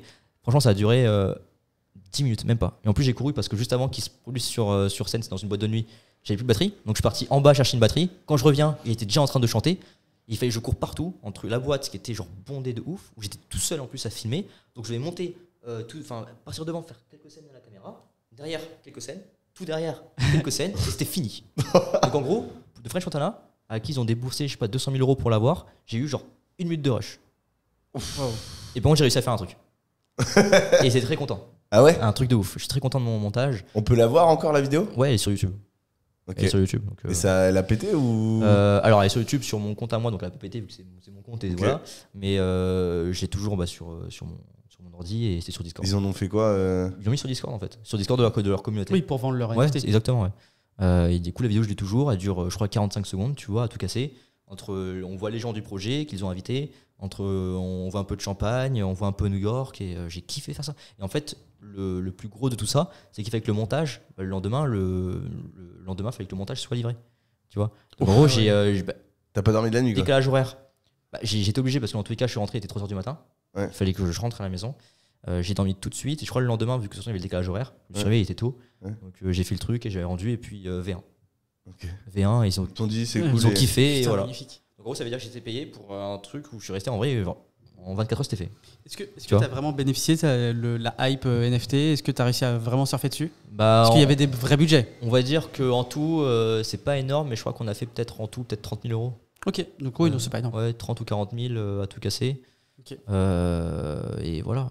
Et question très bête, mais fiscalement, comment on gère quand on est payé en crypto-monnaie ? Voilà. Non, je sais pas. Alors, t'avais vraiment les deux entre ceux qui payaient du coup nous avec une Ok. facture et tout et qui nous payaient nous, Ouais. et ceux qui payaient en crypto. Ok. Donc je sais pas. On avait juste mis un wallet et ils nous payaient dedans et voilà. Ok. Oui, sachant que dans le bilan, tu peux faire dans ton bilan comptable, ta société peut détenir des bitcoins. Et c'est ça. comme je gère pas du tout l'administratif, je t'avoue, j'ai jamais été. Ok. C'est jamais moi qui a géré, donc je sais pas. Je peux Ok. pas dire. Ça marche. C'est marrant que tu sois autant rigoureux et passionné par la vidéo et Ouais. que l'administratif. C'est marrant Ouais. parce que tu vois, moi, les deux me saoulent. Pour le Ouais. coup, la vidéo, faire Ouais. des vidéos, être là, j'adore. Mais alors, le montage derrière, c'est pas la peine. Et par contre, l'administratif, ça me saoule aussi. Ouais. Bon, je le fais par obligation. Et quand j'entends ton histoire, je me dis, c'est Ouais. quand même pas con que je mette le nez dedans quand même une fois de temps en Il temps. faut que tu mettes le nez dedans. Il faut que tu mettes le nez dedans. Mais tu vois, c'est marrant que tu sois. Parce que c'est. De mon point de vue, mais a priori Ouais. pas du tout, parce que pour le tien, non. Ouais. Mais c'est des tâches qui sont un peu similaires. Et je trouve qu'il y a quand même de la similarité dans les deux. Typiquement, le seul truc que je fais, enfin, le seul truc qui est bizarre, mais le truc où je serais vraiment carré, c'est la boîte que j'ai au Portugal. Je suis tout seul, Ok. j'ai mon expert comptable, on gère tout et je veux aucun problème. Ok. Tu vois. Donc et c'est tout. Et la boîte que j'ai à Londres, c'est pareil. Donc on a aussi 3 personnes, on va dire, qui gèrent ça. Vu qu'en gros, c'est une société qui nous a ouvert la boîte et tout. Et on prend un consulting avec eux et c'est eux qui gèrent tout. Ok. Donc, voilà. Juste par curiosité, parce que la première est quand même ouf. Ouais. T'en aurais une deuxième histoire comme ça, là, comme Tony Montana, où tu nous as fait. Montana. Ça, c'est pas ça, c'est quoi C'est ça French Montana. En fait, j'ai tellement de trucs. Des petites anecdotes, soit marrantes, soit des trucs comme ça, là, où t'as halluciné, quoi. Tu t'es dit, mais qu'est-ce qu'on est en train de faire? J'ai mon cerveau qui fuse, je suis en train de chercher plein de trucs. Peut-être anecdote avec un client où en gros il voulait faire Nice-Monaco en Ferrari. Parce qu'à l'époque, pour les vidéos, ça passait bien et tout. Ok. Moi, je lui dis, tu saoules parce que tout le monde fait ça. Tu sais pas quand il y a un hélicoptère? Et du coup, on est parti en hélicoptère. Là, c'est des conneries. Juste pour aller manger au restaurant à Monaco. Et après, on est reparti en hélicoptère pour retourner à Nice. Et après. Tu saoules, tout le monde fait ça. Ouais, mais genre, et du coup, après, bon, on a pris l'avion pour aller à Dubaï, quoi. Genre, c'était vraiment, en gros, c'était pendant 2 semaines ultra intensives. Où en plus, j'ai raté un de mes avions parce que, en gros, moi, je fais de la Réunion, justement. Ouais. Et pour l'anecdote, je suis arrivé à 6h du matin, je sais plus, Charles de Gaulle ou Orly, un Ouais. des deux. Genre, on va dire Charles de Gaulle pour l'histoire. Charles de Gaulle, et j'avais un avion et je devais impérativement être à Nice pour l'hélicoptère à midi. À midi 5, je crois, comme on goûtait. À midi 5. Et du coup, je crois que je devais arriver vers 11h et puis tout allait bien tourner, tu vois. Et en fait, j'arrive à Charles de Gaulle, enfin voilà, et je vois, il n'y a pas mon avion affiché, je comprends pas. Je dis, mais il est où? J'ai mon billet, je vois, c'est Orly. Je dis, putain. Il n'y avait pas de taxi dehors, j'avais rien. Uber, il marchait pas et tout, le bordel. Et du coup, j'appelle mon client, je dis, bah écoute, je sais pas qu'est-ce qui se passe, mais l'avion là, il est dans 2 heures. Je vais peut-être le rater parce que je viens de Charles de Gaulle à Orly, il y avait des bouchons de ouf. Et il me dit, démerde-toi, vas-y. J'y vais. J'avais une valise en plus, donc je pouvais pas non plus trop aller en mode fast. J'y vais, finalement, j'arrive là-bas. Tu prends le taxi du coup? Ouais, je prends le taxi, avec 1 heure du coup après parce qu'il y avait personne. J'arrive, ça ferme devant moi. Je rate l'avion. Et je devais être à midi pour l'hélicoptère. T'as pas pris le jet quand même? Non, quand même. Non. Là, je rappelle du coup mon client, je lui dis merde, il y a un petit souci, j'ai raté l'avion. Il me dit ok, t'inquiète, je reprends un nouveau. Genre 5 minutes après, hop, j'ai un nouveau dans l'autre aéroport. Du coup, je dois reprendre le taxi pour aller à l'autre aéroport et finalement, je réussis à prendre l'avion et j'arrive pile poil pour l'hélicoptère. Pile poil. J'arrivais, hop, je prends la valise et je prends l'hélicoptère. Genre, c'était très fast. Première fois que je fais un truc comme ça. Donc, voilà. Et après, du coup, on est parti à Monaco et tout ça. Après, on avait l'avion Aeroflot pour partir à Moscou, pour partir à Dubaï. Et voilà, c'était très fast. Et j'ai fait comme ça pendant 2 semaines, plein de petits voyages comme ça, aux 4 coins de l'Europe, comme ça, tu vois. Incroyable. Sous 2 jours. Incroyable. Et en gros, pendant 2 semaines, j'ai fait full vlog. Et quand je partais, par exemple, il y avait un vlog à Dubaï. Et quand je partais à Marrakech, on est parti aussi à Marrakech, le vlog de Dubaï était déjà fini, monté, publié. Ah ouais? Ouais, parce que je voulais absolument que tout soit fait dans les délais et que quand je rentre à La Réunion, je n'ai rien à faire. Et je voulais pas gérer 20 000 cartes SD où là il y a les plans de Dubaï, les plans de Marrakech et tout. Ouais. Donc j'ai dit mission challenge, tu verras, tous les vlogs seront montés pendant que je suis avec toi. Ouais. En gros, ça veut dire que j'étais avec lui, en train de filmer et tout, voilà, en train de monter dans l'avion. J'avais pas le choix là, c'était j'ai rien à foutre. Là, le soir à l'hôtel, je montais encore et il fallait absolument que le lendemain, surprise, quand tu te réveilles, regarde le vlog. En fait, ça m'a permis que justement, quand je rencontrais du coup des gens dans les séminaires et tout, du coup pendant ce laps de temps là, des 2 semaines, ils voyaient en fait ce que j'avais fait là hier. Ouais, et personne ne comprenait rien. Les vlogs duraient 40 minutes, c'était pas les vlogs de 5 minutes. Ah ouais? C'était des gros vlogs. C'était des gros vlogs pendant 40 minutes et je bombardais. Parce que mon client il faisait que parler comme ça face caméra des fois pendant 10 minutes, pendant 5 minutes, il y avait plein de témoignages et tout. Et je vais jongler entre créativité, témoignages, tout ça en 2 jours. C'est ouf. Genre, je sais pas comment j'ai fait. Je pouvais plus le faire. T'as fait jet privé ou t'as jamais fait? Jamais fait de jet privé. J'ai jamais demandé non plus. Oui, ça je kifferais, mais j'ai jamais provoqué cette chance-là. Voilà. Moi j'en veux encore une autre. Hein. Ah non, mais tu me régales, tes anecdotes elles sont incroyables. Je peux avoir. Non, mais c'est vrai. Je peux en avoir une dernière. T'as fait des trucs de fou. Hein. Tu te rends pas compte comme ça, je pense, mais c'est pas anodin. Enfin. Puis en plus, j'adore cet esprit créatif, le temps que tu cherches comme ça. Mais j'adore cette idée de dire non, mais attends, mec, tu vas pas prendre une Ferrari pour faire. On est en hélicoptère, quoi. C'est un peu curieux. En fait, comme c'est moi qui faisais le montage et qui me faisait confiance, je me disais, ça peut peut-être paraître mieux, en vrai. Parce que Ferrari, tout le monde en faisait, et puis ça faisait trop location, tu vois. Je trouvais l'hélicoptère ça pétait plus quoi. Et c'était pas forcément plus cher en vrai. Tu vois, parce que la Ferrari tu vas peut-être la louer genre je sais pas 500 balles, 600 balles, j'en sais rien, ou même plus pour 2 heures. L'hélicoptère je crois que c'était pareil, c'était le même prix en fait. Donc au final ouais, alors que l'impact est différent. Et c'est beaucoup plus stylé quand même. Quand tu vois des vidéos et tout dans l'hélicoptère, ça fait plus chic. C'est moins commun. C'est plus chic, alors pourtant c'est pas forcément non plus un truc qui coûte 10 000 €, tu vois. Donc voilà, et l'anecdote c'était quand je suis parti en Malaisie pour la première fois en voyage d'affaires. Mon premier stage en gros, c'était un de mes clients que j'avais et qui était en Thaïlande. Et en gros, il cherchait. Olivier Roland? Non, il s'appelait Cédric Beau. Et en gros, lui, pareil, je devais faire 2 mois avec lui. Donc je lui ai dit, écoute. À 2 mois? Ouais. Donc je lui ai dit, un stage. Du coup, je lui ai dit, écoute, je peux venir. Tu me payes juste le billet d'avion, le logement et 200 € par mois. J'ai fait, je crois, 80 vlogs en 2 mois.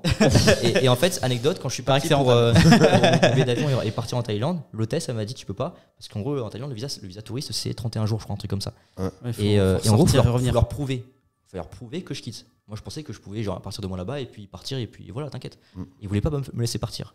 Donc je suis parti sur internet, j'ai tapé billet d'avion depuis Bangkok et j'ai parti 4 jours à Kuala Lumpur. Je savais pas où c'était, je savais pas c'était quoi. C'était 80 balles aller-retour. Faut sortir, revenir. Ouais, mais et du coup, j'aurais montré, regardez madame et tout, je pars. Et moi, j'avais pas forcément de thunes à ce moment-là.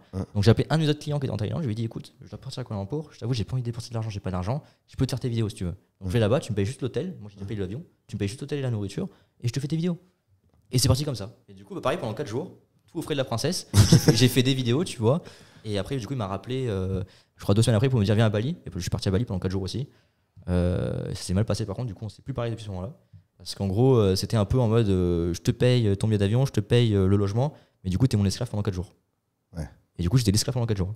Vraiment, j'étais son esclave. Voilà. Okay. Et du coup, ça l'a pas fait du tout. Et voilà. Du coup, c'était mes premiers voyages où je me suis dit, j'ai rien à perdre, j'ai pas d'argent, je voyage, je fais du contenu, je montre aux gens que je voyage. Et du coup, ça va arriver. Non, mais ce qui est ouf, c'est que tu as vraiment un skill, ce qui est la vidéo, le montage, etc.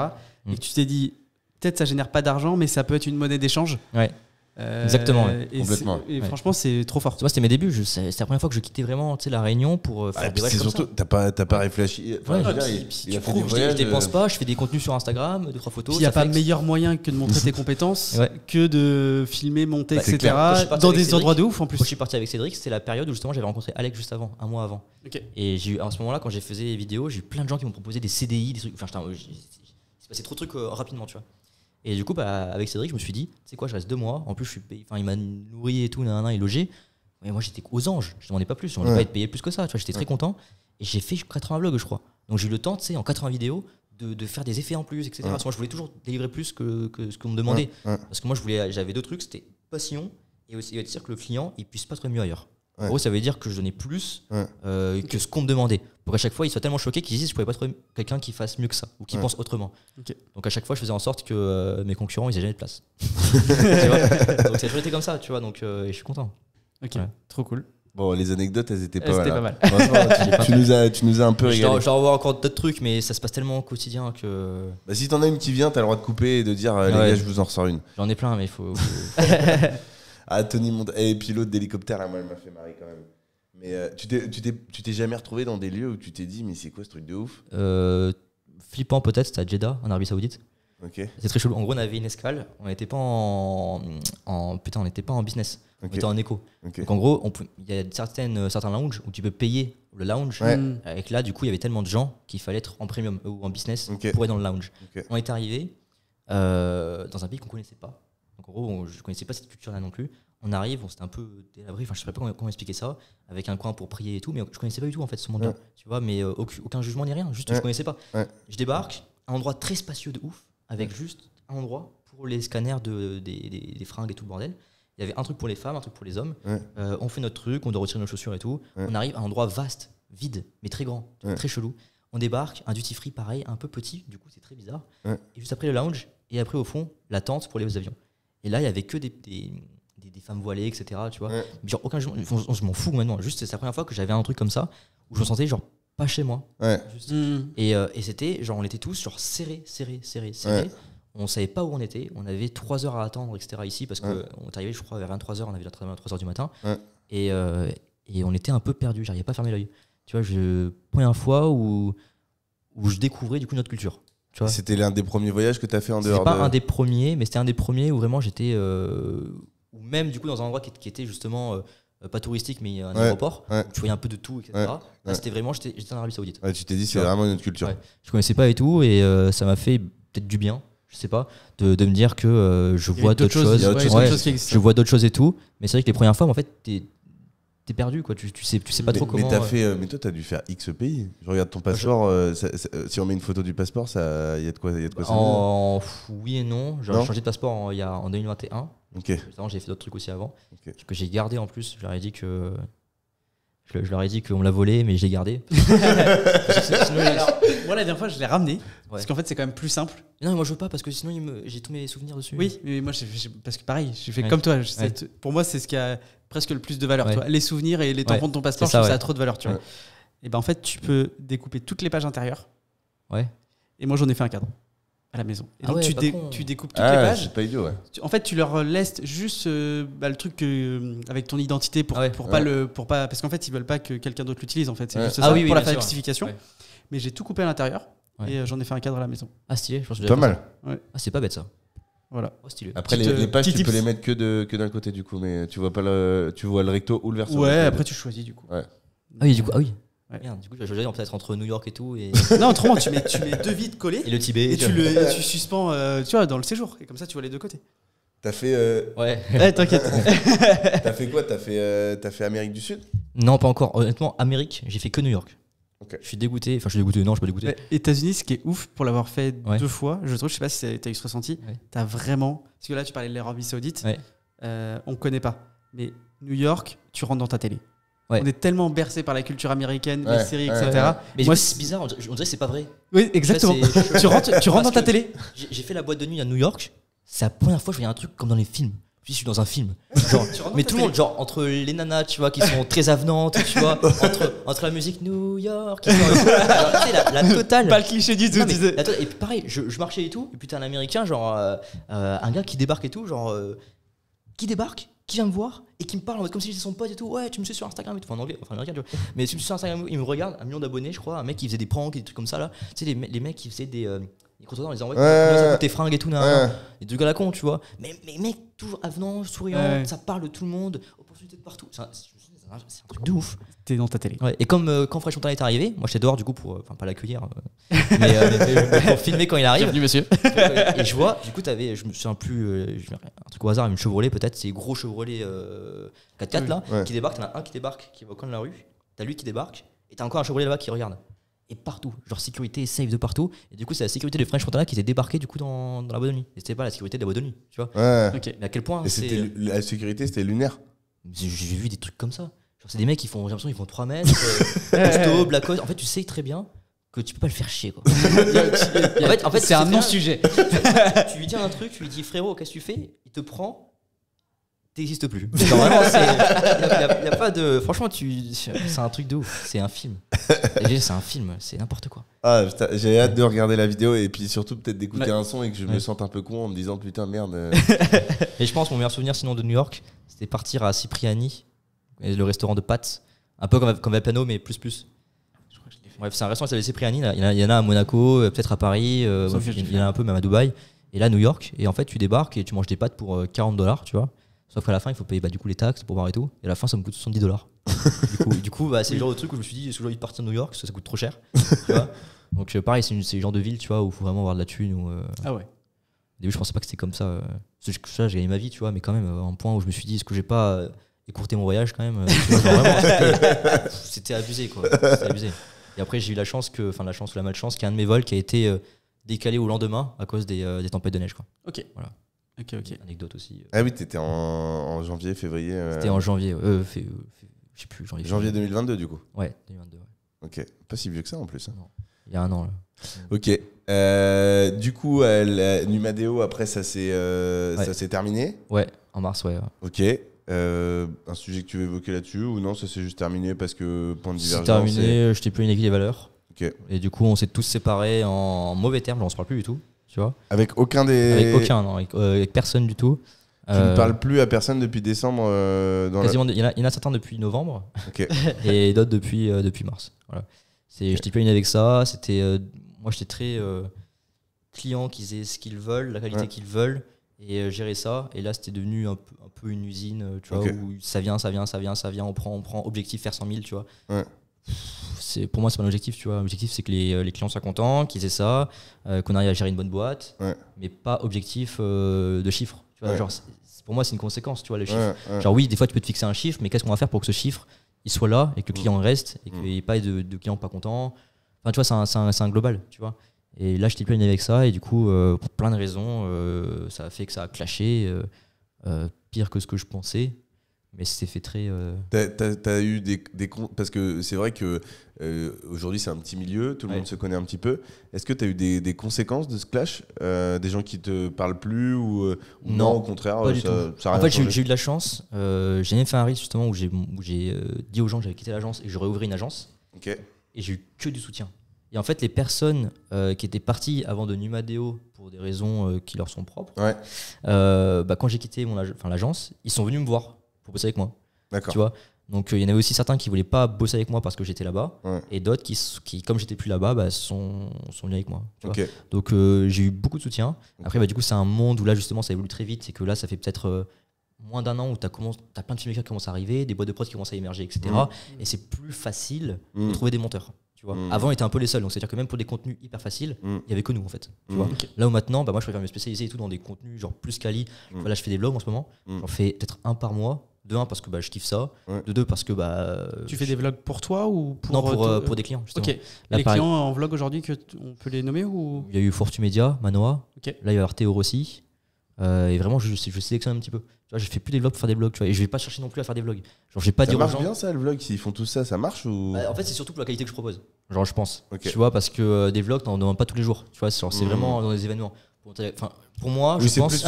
Vlog événement, ouais. Un peu à la Lucas Biver. C'est ça, exactement. En fait, je pense que pour moi, du contenu, on va dire YouTube ou quoi, genre tu peux en faire tant que c'est propre, ça va. Mais quand tu fais vraiment des événements avec le montage, il est vraiment propre. Si le montage est propre, c'est que t'es propre. Genre, c'est con, mais c'est comme ça. Bien sûr. Donc, j'ai toujours misé juste la qualité que faire la quantité à la base. Donc, pareil, quand par exemple quelqu'un, je sais pas vous, si vous voulez faire des reels par exemple au quotidien ou en faire 30 par mois ou 100 par mois, vous allez primer peut-être sur le plus rentable ou faire des trucs qui sont automatisés avec des reels qui sont standards, etc. Pas forcément obligé de donner de la qualité de ouf, tu vois. Donc, ça dépend un peu des gens, objectifs, etc. Mais je sais que pour du vlog et de l'événement, qualité first, et après le reste on s'en fout. L'intelligence artificielle, elle impacte ton job aujourd'hui, tu le sens ou... Oui et non. Genre pour du vlog, non. Okay. C'est compliqué. Toi, tu l'as intégré à tes process ou pas encore? Il y a des trucs où je mets un peu d'IA dedans, donc ça dépend. Mais typiquement, sous-titrage, des choses comme ça. Bah là, je suis en train de monter un SaaS. Je suis en train de monter un SaaS. Oula, je suis que ça allait tomber. Monter un SaaS et on a misé sur la qualité des sous-titres plutôt que juste en sous-titrer automatiquement. Tu vois, je trouve ça trop simple et tout le monde en fait, donc à la fin, t'as plus de concurrents. Juste, tu vas choisir lui parce que tu connais lui ou parce que tu es plus familier avec l'outil. Mais là, c'était vraiment qualité first. Il sort quand ce SaaS? Ça dépend à quelle heure. Dans 15 jours. Dans 15 jours.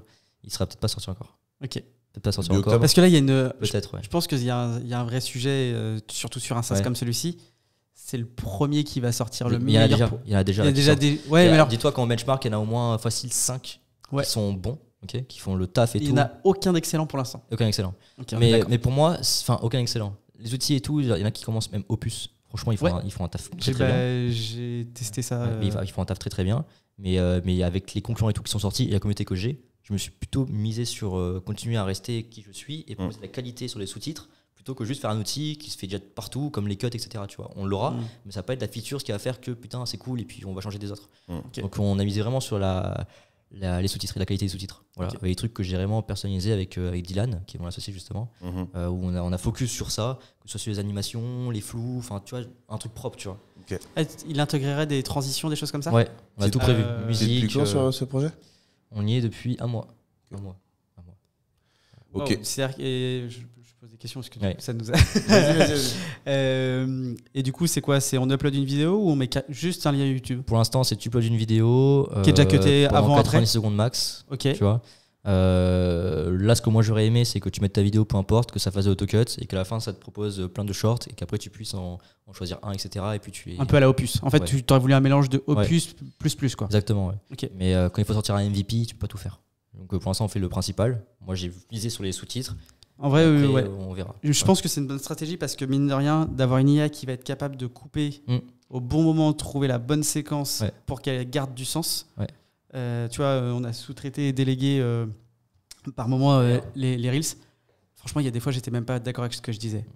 C'est un truc de ouf. Ouais. Bah ouais, parce qu'en fait, si tu prends une phrase et que tu coupes pas au bon endroit, pas comme il faut, ça rend pas comme tu dis mais ça n'a pas de sens. Mais moi, je suis pas d'accord.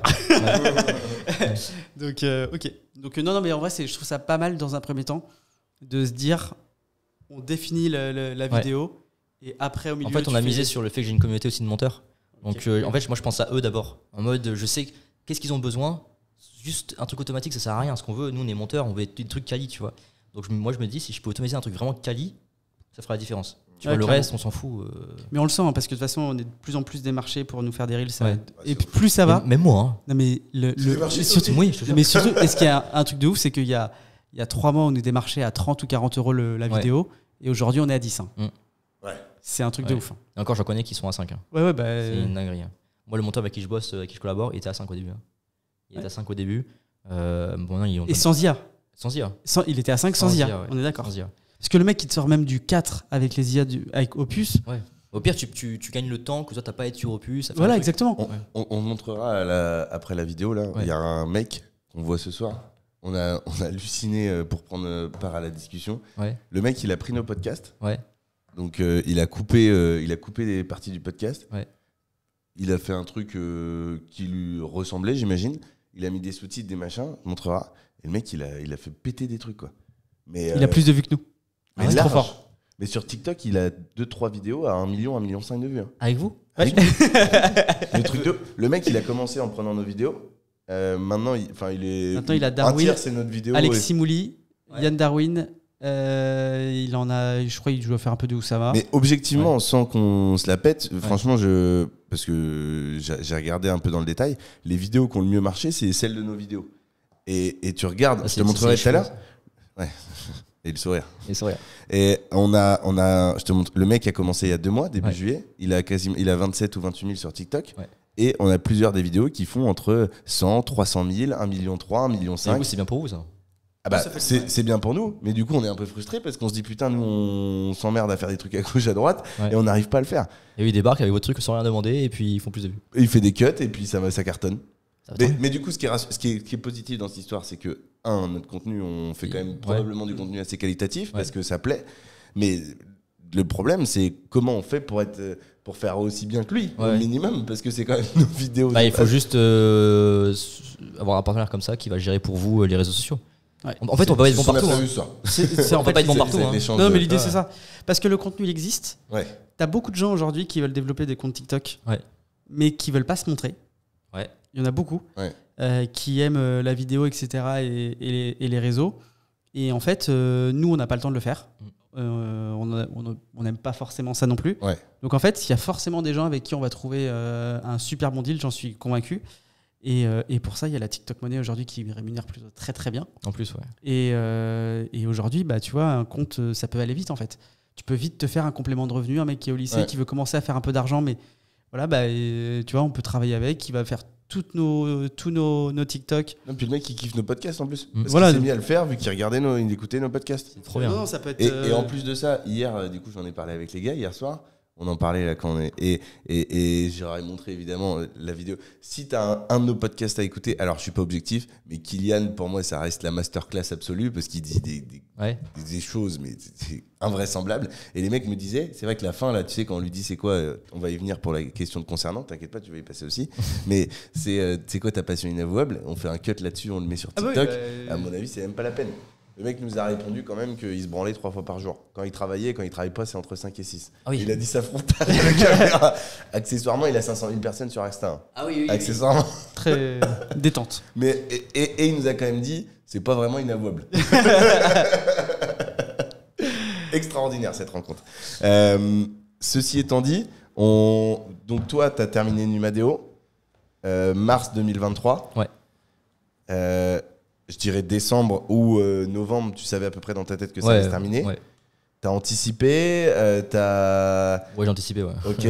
T'as fait quoi? T'as mis quoi en place pour qu'aujourd'hui ça tourne autant et que tu te payes à peu près 30 000 euros par mois? Non, non, je sais pas, je m'étais focus juste sur ce que depuis longtemps. En fait, si tu veux, la formation, je formais déjà mon équipe avant la formation.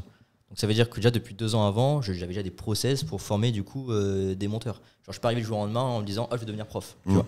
Donc je vis un peu ça. Tu faisais déjà c'est ça, mais pour mon gratuitement équipe, pour ton équipe. Mon équipe parce que c'est mon équipe quoi, il faut que je les forme, faut que je peux pas tout faire. Donc si j'ai une équipe qui est quali, du coup la boîte elle est quali, tu vois. Et puis au final, j'ai vu l'opportunité du coup de faire la formation avec une équipe qui est formidable, qui fait tout pour moi niveau SAV administratif, budget pub, copywriting, bref, la totale. T'es focus sur la formation? Moi, je suis focus que sur la formation et le tournage des pubs et les organiques. Okay. En gros, vraiment. Donc je suis focus que sur ma zone de génie. Okay. Cette formation, elle est sur quel logiciel? Sur Podia. Podia. Oui, mais sur quel Premiere Pro et Final Cut. Ok. Premiere Pro et Final Cut. Donc ça veut dire qu'il y a vraiment deux parties. Toi, tu t'occupes de Final Cut, j'imagine? Final Cut, ouais. Okay. Mais même si on va dire qu'il y a quand même 20% ou 30% de mes contenus sur la formation première. Parce que j'ai beaucoup de théories. Des codes, c'est des codes. Même si je montre comment faire sur Final Cut, même si sur première, tu comprends les codes. Telle transition. T'as fait une association ou cette boîte-là, elle t'appartient et non, vous avez juste un deal? Il y a vraiment un deal vraiment entre Revoltrain et moi. D'accord. Et une partie un peu Numadeo. Mais ils sont pas associés de votre boîte? Non. Une partie de Numadeo? Tu travailles toujours avec Numadeo? Non, mais vu que j'ai lancé ça avec eux avant, j'ai gardé un peu des parts du projet par principe, on va dire. Mais donc Numadeo a des parts de ton projet, mais tu leur parles plus depuis c'est ça. Mais ils ont des parts, mais ils sont pas dedans. Genre, c'est juste des.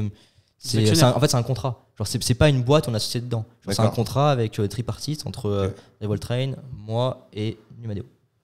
Mais du coup, tu leur files de l'oseille tous les mois Ouais, mais on va dire que c'était un peu, pas une condition, mais si je voulais vraiment aucun problème qu'on arrête et qu'on discute plus et puis on ne soit pour plus, partir ça tranquillement. faisait un peu partie du mini deal quoi. Ok. Mais c'est vraiment ridicule quoi. Ok. Et donc du coup, t'as lancé ça officiellement en mars. Alors ça non, du coup en octobre. Du coup ça a commencé avec Imadeo. Ah, t'as commencé. Ok. Et en fait dans l'histoire, je vais pas dans les détails parce que c'est un peu ridicule. Mais on va dire le fin mot de l'histoire, c'était je quitte Imadeo et je récupère mon dû avec la formation. D'accord. J'ai pas récupéré vraiment tout ce que je voulais. Parce qu'il y a eu des choses qui se sont fait un peu bizarrement et pas forcément légales. Ouais. Mais dans l'histoire, je vais mieux. Ouais. Et j'ai récupéré ce qu'au moins était le plus important pour moi. T'es content de ton choix a posteriori? Bien sûr, carrément. Ok. Ah ouais, Ok. carrément. Bon, c'est le principal. Qu'est-ce qui change aujourd'hui dans ton quotidien par rapport à avant? J'ai plus la charge mentale, j'ai des associés qui ont la même vision que moi. Je fais vraiment ce qui me plaît. Tu vois, j'ai pas.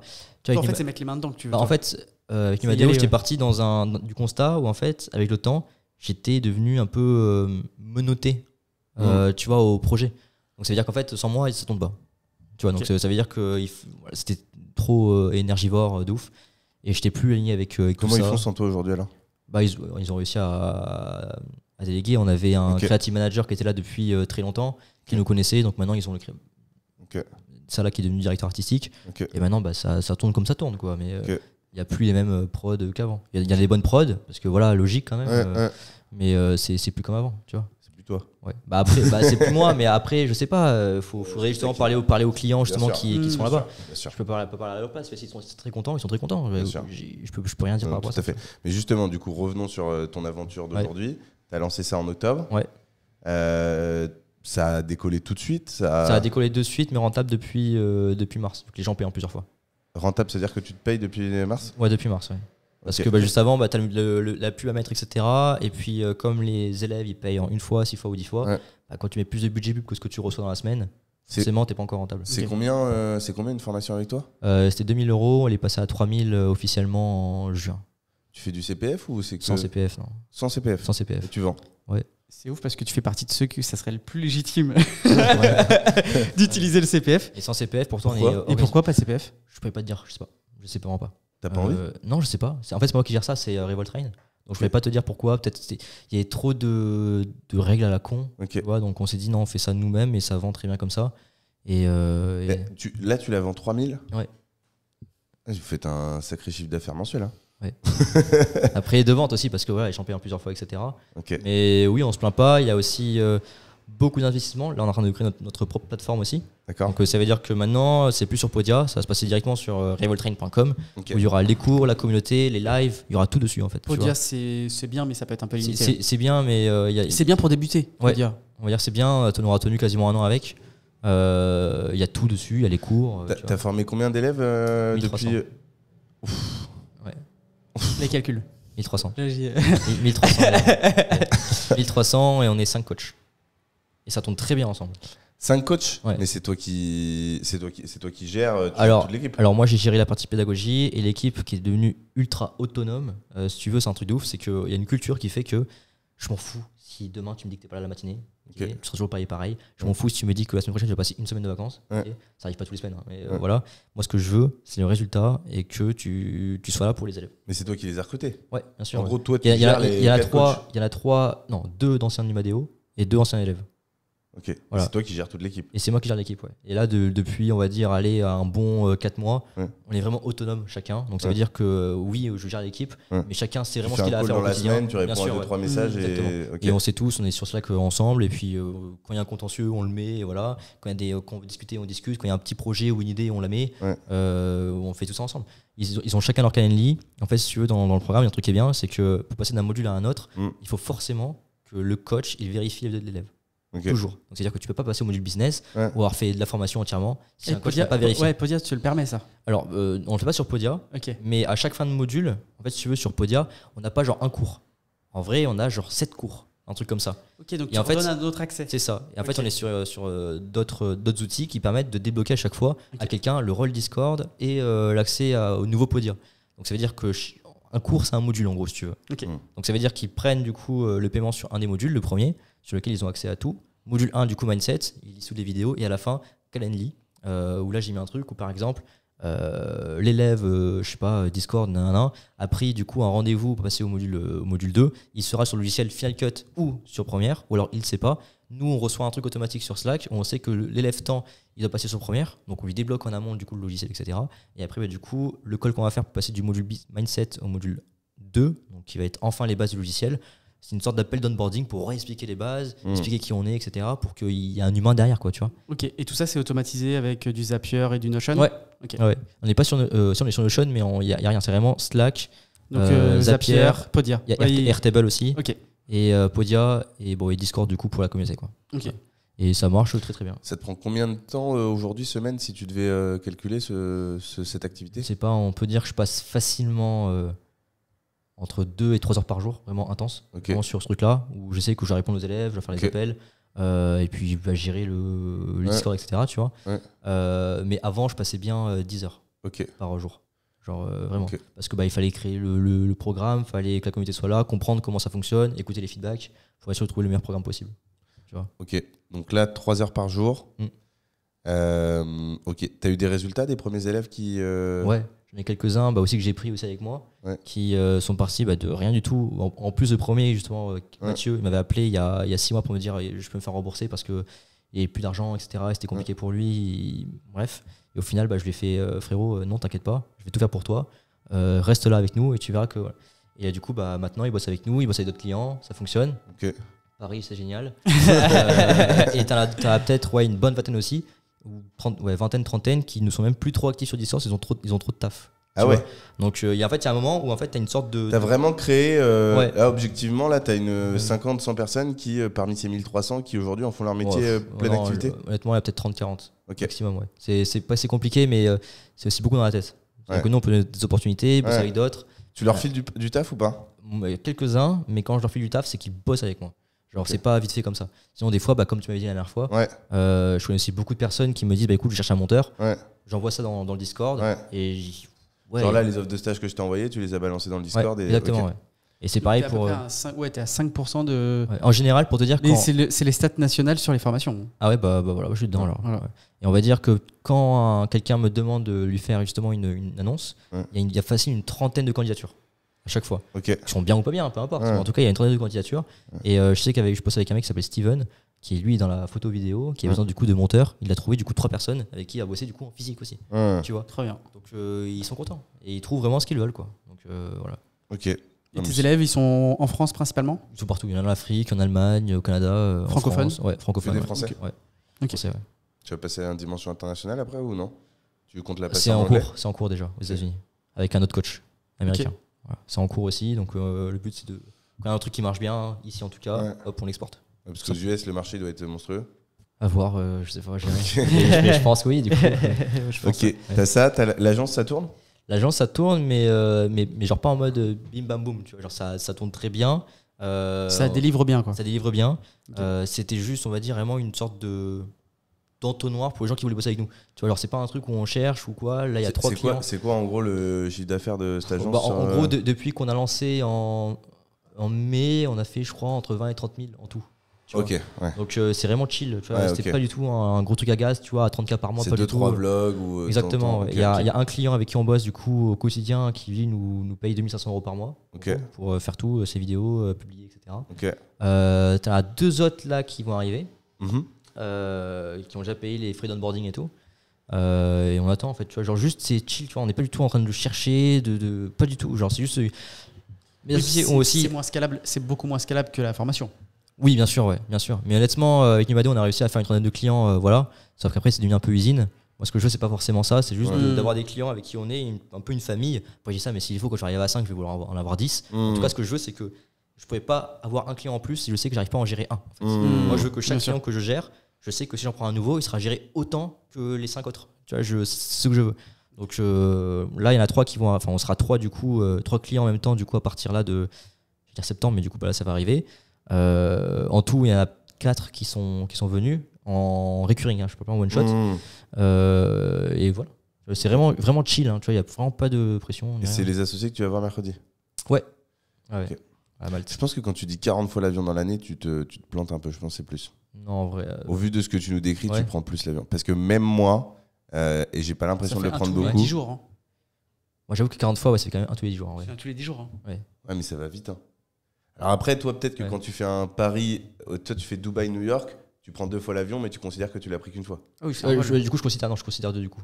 Quand je fais par exemple Dubaï-New York, attends, je calcule. Non, c'est une fois, je crois. Non, c'est une fois, je calcule une fois. Là. Ouais, tu calcules une fois, dans ce cas-là. Ouais, ça fait quand même un avion tous les 10 jours. Ouais. Est-ce que je suis fier? Non, mais est-ce que par ailleurs, t'as le choix? Alors oui, tu pourrais. Mais je veux dire, c'est un job où t'es obligé d'être présent. J'ai pas allé au Maroc en bateau, quoi, tu vois. Ouais, et même au-delà de ça, alors je pense que tu vas te faire tuer sur cette phrase, mais oui. mais par contre, sur ce genre de truc, c'est que ou alors tu délègues, t'as quelqu'un qui filme sur place, etc. Oui, toujours. C'est des jobs où ça peut être compliqué de. Typiquement, quand je sais que je peux pas me déplacer, je prends quelqu'un qui est à côté. Simplement, tu vois, j'ai pas à me déplacer, faire 10 000 km, tu vois, pour filmer un truc où je sais qu'il y a quelqu'un qui est sur place. Okay. Tu vois. Donc en fait, ça dépend vraiment des projets. Ça dépend vraiment des projets. Typiquement, ça dépend vraiment des projets. On a fait le tour globalement, je crois. Il nous reste nos 2 dernières questions. Je te les laisse. Bah vas-y. Allez, vas-y. Moi, ça me fait plaisir de les faire. Est-ce que. Enfin, t'en as une d'ailleurs. Ouais. Et on va te tanner. Hein. Attention. Une passion, ou alors si tu veux, on a élargi la question. Ouais. Un toc inavouable, quelque chose que tu fais dans ton quotidien, à l'instar de la réponse que j'ai pu te donner tout à l'heure, donc la masturbation 5 à 6 fois par jour. Ouais. Mais on en a eu plein. Du coup, il faut que je trouve autre chose du coup. Acheter des chemises. Ah bah, si c'est ça. Un toc. Acheter des chemises en quantité astronomique. Et d'ailleurs, petit Philou, il nous avait pas tout dit sur le podcast. En off, on a eu d'autres chiffres. Mais ça peut être collectionnant des chaussons d'hôtel. C'était quand même c'était de la rigolade. Trop facile. Mais un truc que tu fais. C'est un poignard comme ça en plus. Hein. Qui fait ça? Il s'appelle Franck, ouais. Ok. Qui fait ça, qui collectionne les chaussons d'hôtel. Ok. Voilà. Un truc que tu fais ou un truc que t'as jamais dit d'ailleurs. Parce que t'en as fait plusieurs des podcasts. Un truc où c'est un peu. T'en es pas super fier, quoi. Je suis pas super fier. Putain, tellement de trucs là. Puis on attendra. Hein. Je sais pas, moi, tu montes sur eMovie par exemple? C'est une bonne question. C'est vraiment une bonne question parce que je suis en train de chercher au fond de ma tête là. Bah, t'as un truc, mais bon, des fois tu te dis ça, je vais pas le dire quand même. Mais il y a toujours des petits trucs qu'on fait où ça peut être. On a eu quoi? On a eu collection des jeux Kinder. On a eu les chemises. Oh, on en a eu plein, je me souviens pas de tout maintenant. Ouais. J'ai peut-être un truc, mais c'est nul. Bon, avant j'avais un truc, c'était les collections de pièces. En gros, c'est-à-dire que dans chaque pays que je partais, je prenais des pièces souvenirs. Et du coup, j'avais une boîte où j'avais plein de pièces souvenirs de plein de pays. Ok, mais ça c'est largement avouable. Ça c'est un truc. Et sinon, moi je suis le genre de mec qui est ultra flemmard. Et enfin, flemmard surtout au niveau de marcher ou pas. Ça dépend, des fois j'aime bien marcher. Mais quand je suis à Paris ou peu importe, tout le monde prend le métro. Pourtant, c'est le truc le plus moins cher, le mieux. Et voilà. Et à chaque fois que moi je prends le métro, ce qui est très rare, on fait des stories de moi en disant putain, il prend le métro enfin, tu vois. Parce que moi je prends que des Uber en fait toute la journée. Des trucs qui servent à rien. Tu vois, c'est une connerie, tu vois. C'est tellement pratique. Ouais, oui. Mais quand t'en prends 3 par jour, tu vois, dans Paris, que ça coûte pas 10 €, tu vois, et qu'à la fin t'aurais pu juste prendre un métro parce que ou acheter une voiture. Acheter une voiture. Non, mais si je dois avoir un truc inavouable, si tu veux, tu peux cutter pour que je cherche. Mais putain, c'est une bonne question. Un truc, on a eu quoi? On a un qui nous a répondu les filles. Oui. Ah bah si, on est là pour ça. Non, mais sinon ça me casse les chances. Alors c'est simple, alors je vais te donner les stats. T'inquiète. Attends. C'est une meuf qui me plaît que je Non, les stats elles sont très simples. Les stats elles sont très simples. Il y a 2% de filles qui regardent ce podcast. Oui, mais moi mes potes. Mais c'est très simple. Et les gens ont en moyenne 40 ans. Putain. Donc statistiquement, il y a. On va dire un truc, si. Il y a un truc. Non, mais par contre, le truc que t'as pensé à l'instant. C'est la même vibe. Alors, moi, je t'avoue, je suis quelqu'un qui peut faire beaucoup d'efforts pour quelqu'un. Il y a beaucoup quelqu'un quand même dans la phrase. Ouais. Et à plusieurs reprises, j'ai déjà fait, on va dire, des conneries comme ça où quelqu'un qui me plaît. Et je vais dire, écoute, j'arrive demain. et je prends l'avion et je vais la voir, mais je suis autonome, je loue ma voiture et tout, je fais tout et je fais tout pour que ça se passe et tout, et je peux. Genre t'es allé à l'autre bout du monde pour une gonzesse? Ouais. 3 fois. Pour du coup 3 personnes différentes. Et ça du coup la Réunion, je suis rentré 3 fois pour à chaque fois pour quelqu'un. En France? Et du coup, j'étais en France ou même depuis Dubaï, je suis déjà parti à La Réunion, aller-retour pour une semaine, 2 semaines, pour quelqu'un à la base. Et au final, à la fin, ça se passe pas. Ça se met pas? Non. Ok. Je sais pas, je suis quelqu'un qui peut être très romantique et je peux aussi vite m'attacher, en vrai. Okay. Et quand quelqu'un me plaît ou que j'ai envie de faire des efforts, je montre que je peux en faire. Parce que c'est vrai que j'ai un style de vie qui peut pas permettre à l'autre, forcément, des fois, de venir me voir. Et moi, je sais que je peux le faire. Donc, je vais le faire, tu vois, et je vais lui montrer que des fois, je fais des surprises. Mais c'est des gens que tu connais bien ou oui, que je connais bien. Tinder, non, pas du tout. Non, je ferai jamais ça pour une bonjour sur Instagram. Je suis dans l'avion. Non, je ferai jamais autant d'efforts pour quelqu'un sur qui j'en sais rien, tu vois. Là, c'était vraiment déjà sur une étape où voilà. Mais en fait, à la fin, je me rends compte qu'en fait, finalement, elle est pas pour moi. Bon, ouais, c'est pas mal. C'est au truc auquel t'as pensé juste avant ou pas? Non, c'était pas ça. Ouais, c'est ça, ouais. L'autre, tu nous le diras en off. Hein. T'as de la chance. T'as de la chance parce qu'on est gentil avec toi, mais. Non, mais il y a tellement de trucs. Je sais pas. S'il faut que je fais des trucs, mais moi, je me rends pas compte. C'est des tocs. Non, mais celle-là, elle est pas mal. Non, ça va. L'autre, elle est vraiment chaude ou tu peux la lâcher en podcast? Ah, je suis chaud. C'est vraiment chaud, vraiment. C'est chaud pour de vrai. Chaud gênant. Chaud prison. Chaud prison. Non, pas gênant. Tu sais que ça va te foutre dans la merde pour les. Ouais. Ok. Ouais, bon, pas de la chance. Elle est bien celle-là. T'as des potes qui peuvent s'en servir? Ouais. Surtout des filles, a priori, plutôt, non? Cut. Ah, ça faut vraiment pas mettre ça. Ok, bon, on s'arrête là-dessus. Dernière question. Ouais. Tu veux la faire ou je la fais? Ouais, bah écoute, est-ce qu'il y a des sujets, ça fait quoi, 1h30 au moins? 1h49, 34 secondes. 1h, donc quasi 2 heures. Est-ce qu'il y a des sujets qu'on n'a pas évoqués, que tu aurais aimé qu'on évoque ensemble? Des sujets qu'on n'a pas traités? Ouais, la clim. Très chou. Non. Une question qu'on t'a pas posée, que t'aurais aimé une question où t'aurais aimé qu'on te la pose pour y répondre. La taille de mon, non? Je plaisante. Et bah voilà, alors à toi de répondre. Vas-y, non, on te la pose. Au repos, non, bref. Non, je sais pas, on discute. J'attendais pas forcément de questions spécifiques, tu vois. Non, mais je sais pas, un sujet. Non, on a fait le non, tour. Je sais pas, ouais, je comprends. Est-ce que t'as passé un bon moment? Ouais, bien sûr, ouais.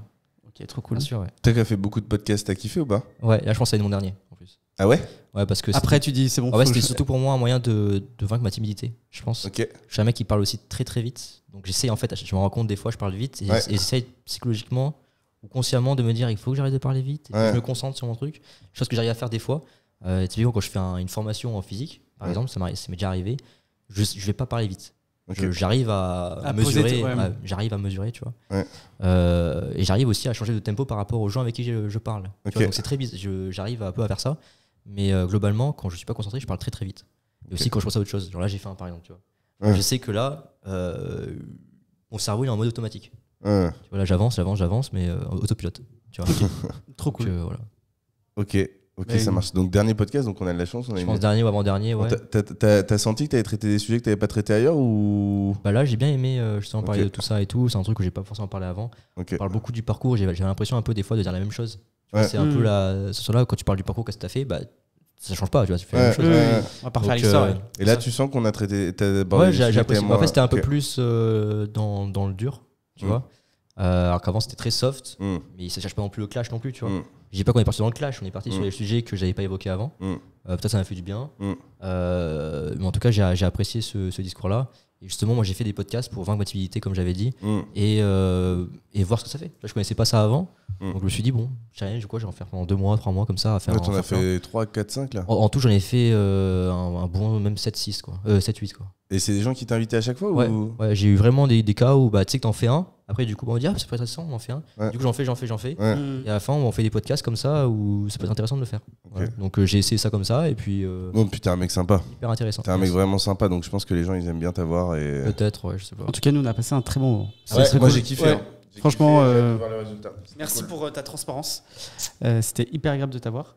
Et puis. Je suis pas étonné. Je savais que ça allait être bien et toi. Et puis nous, Merci. on vous dit à la semaine prochaine. Salut. Ciao.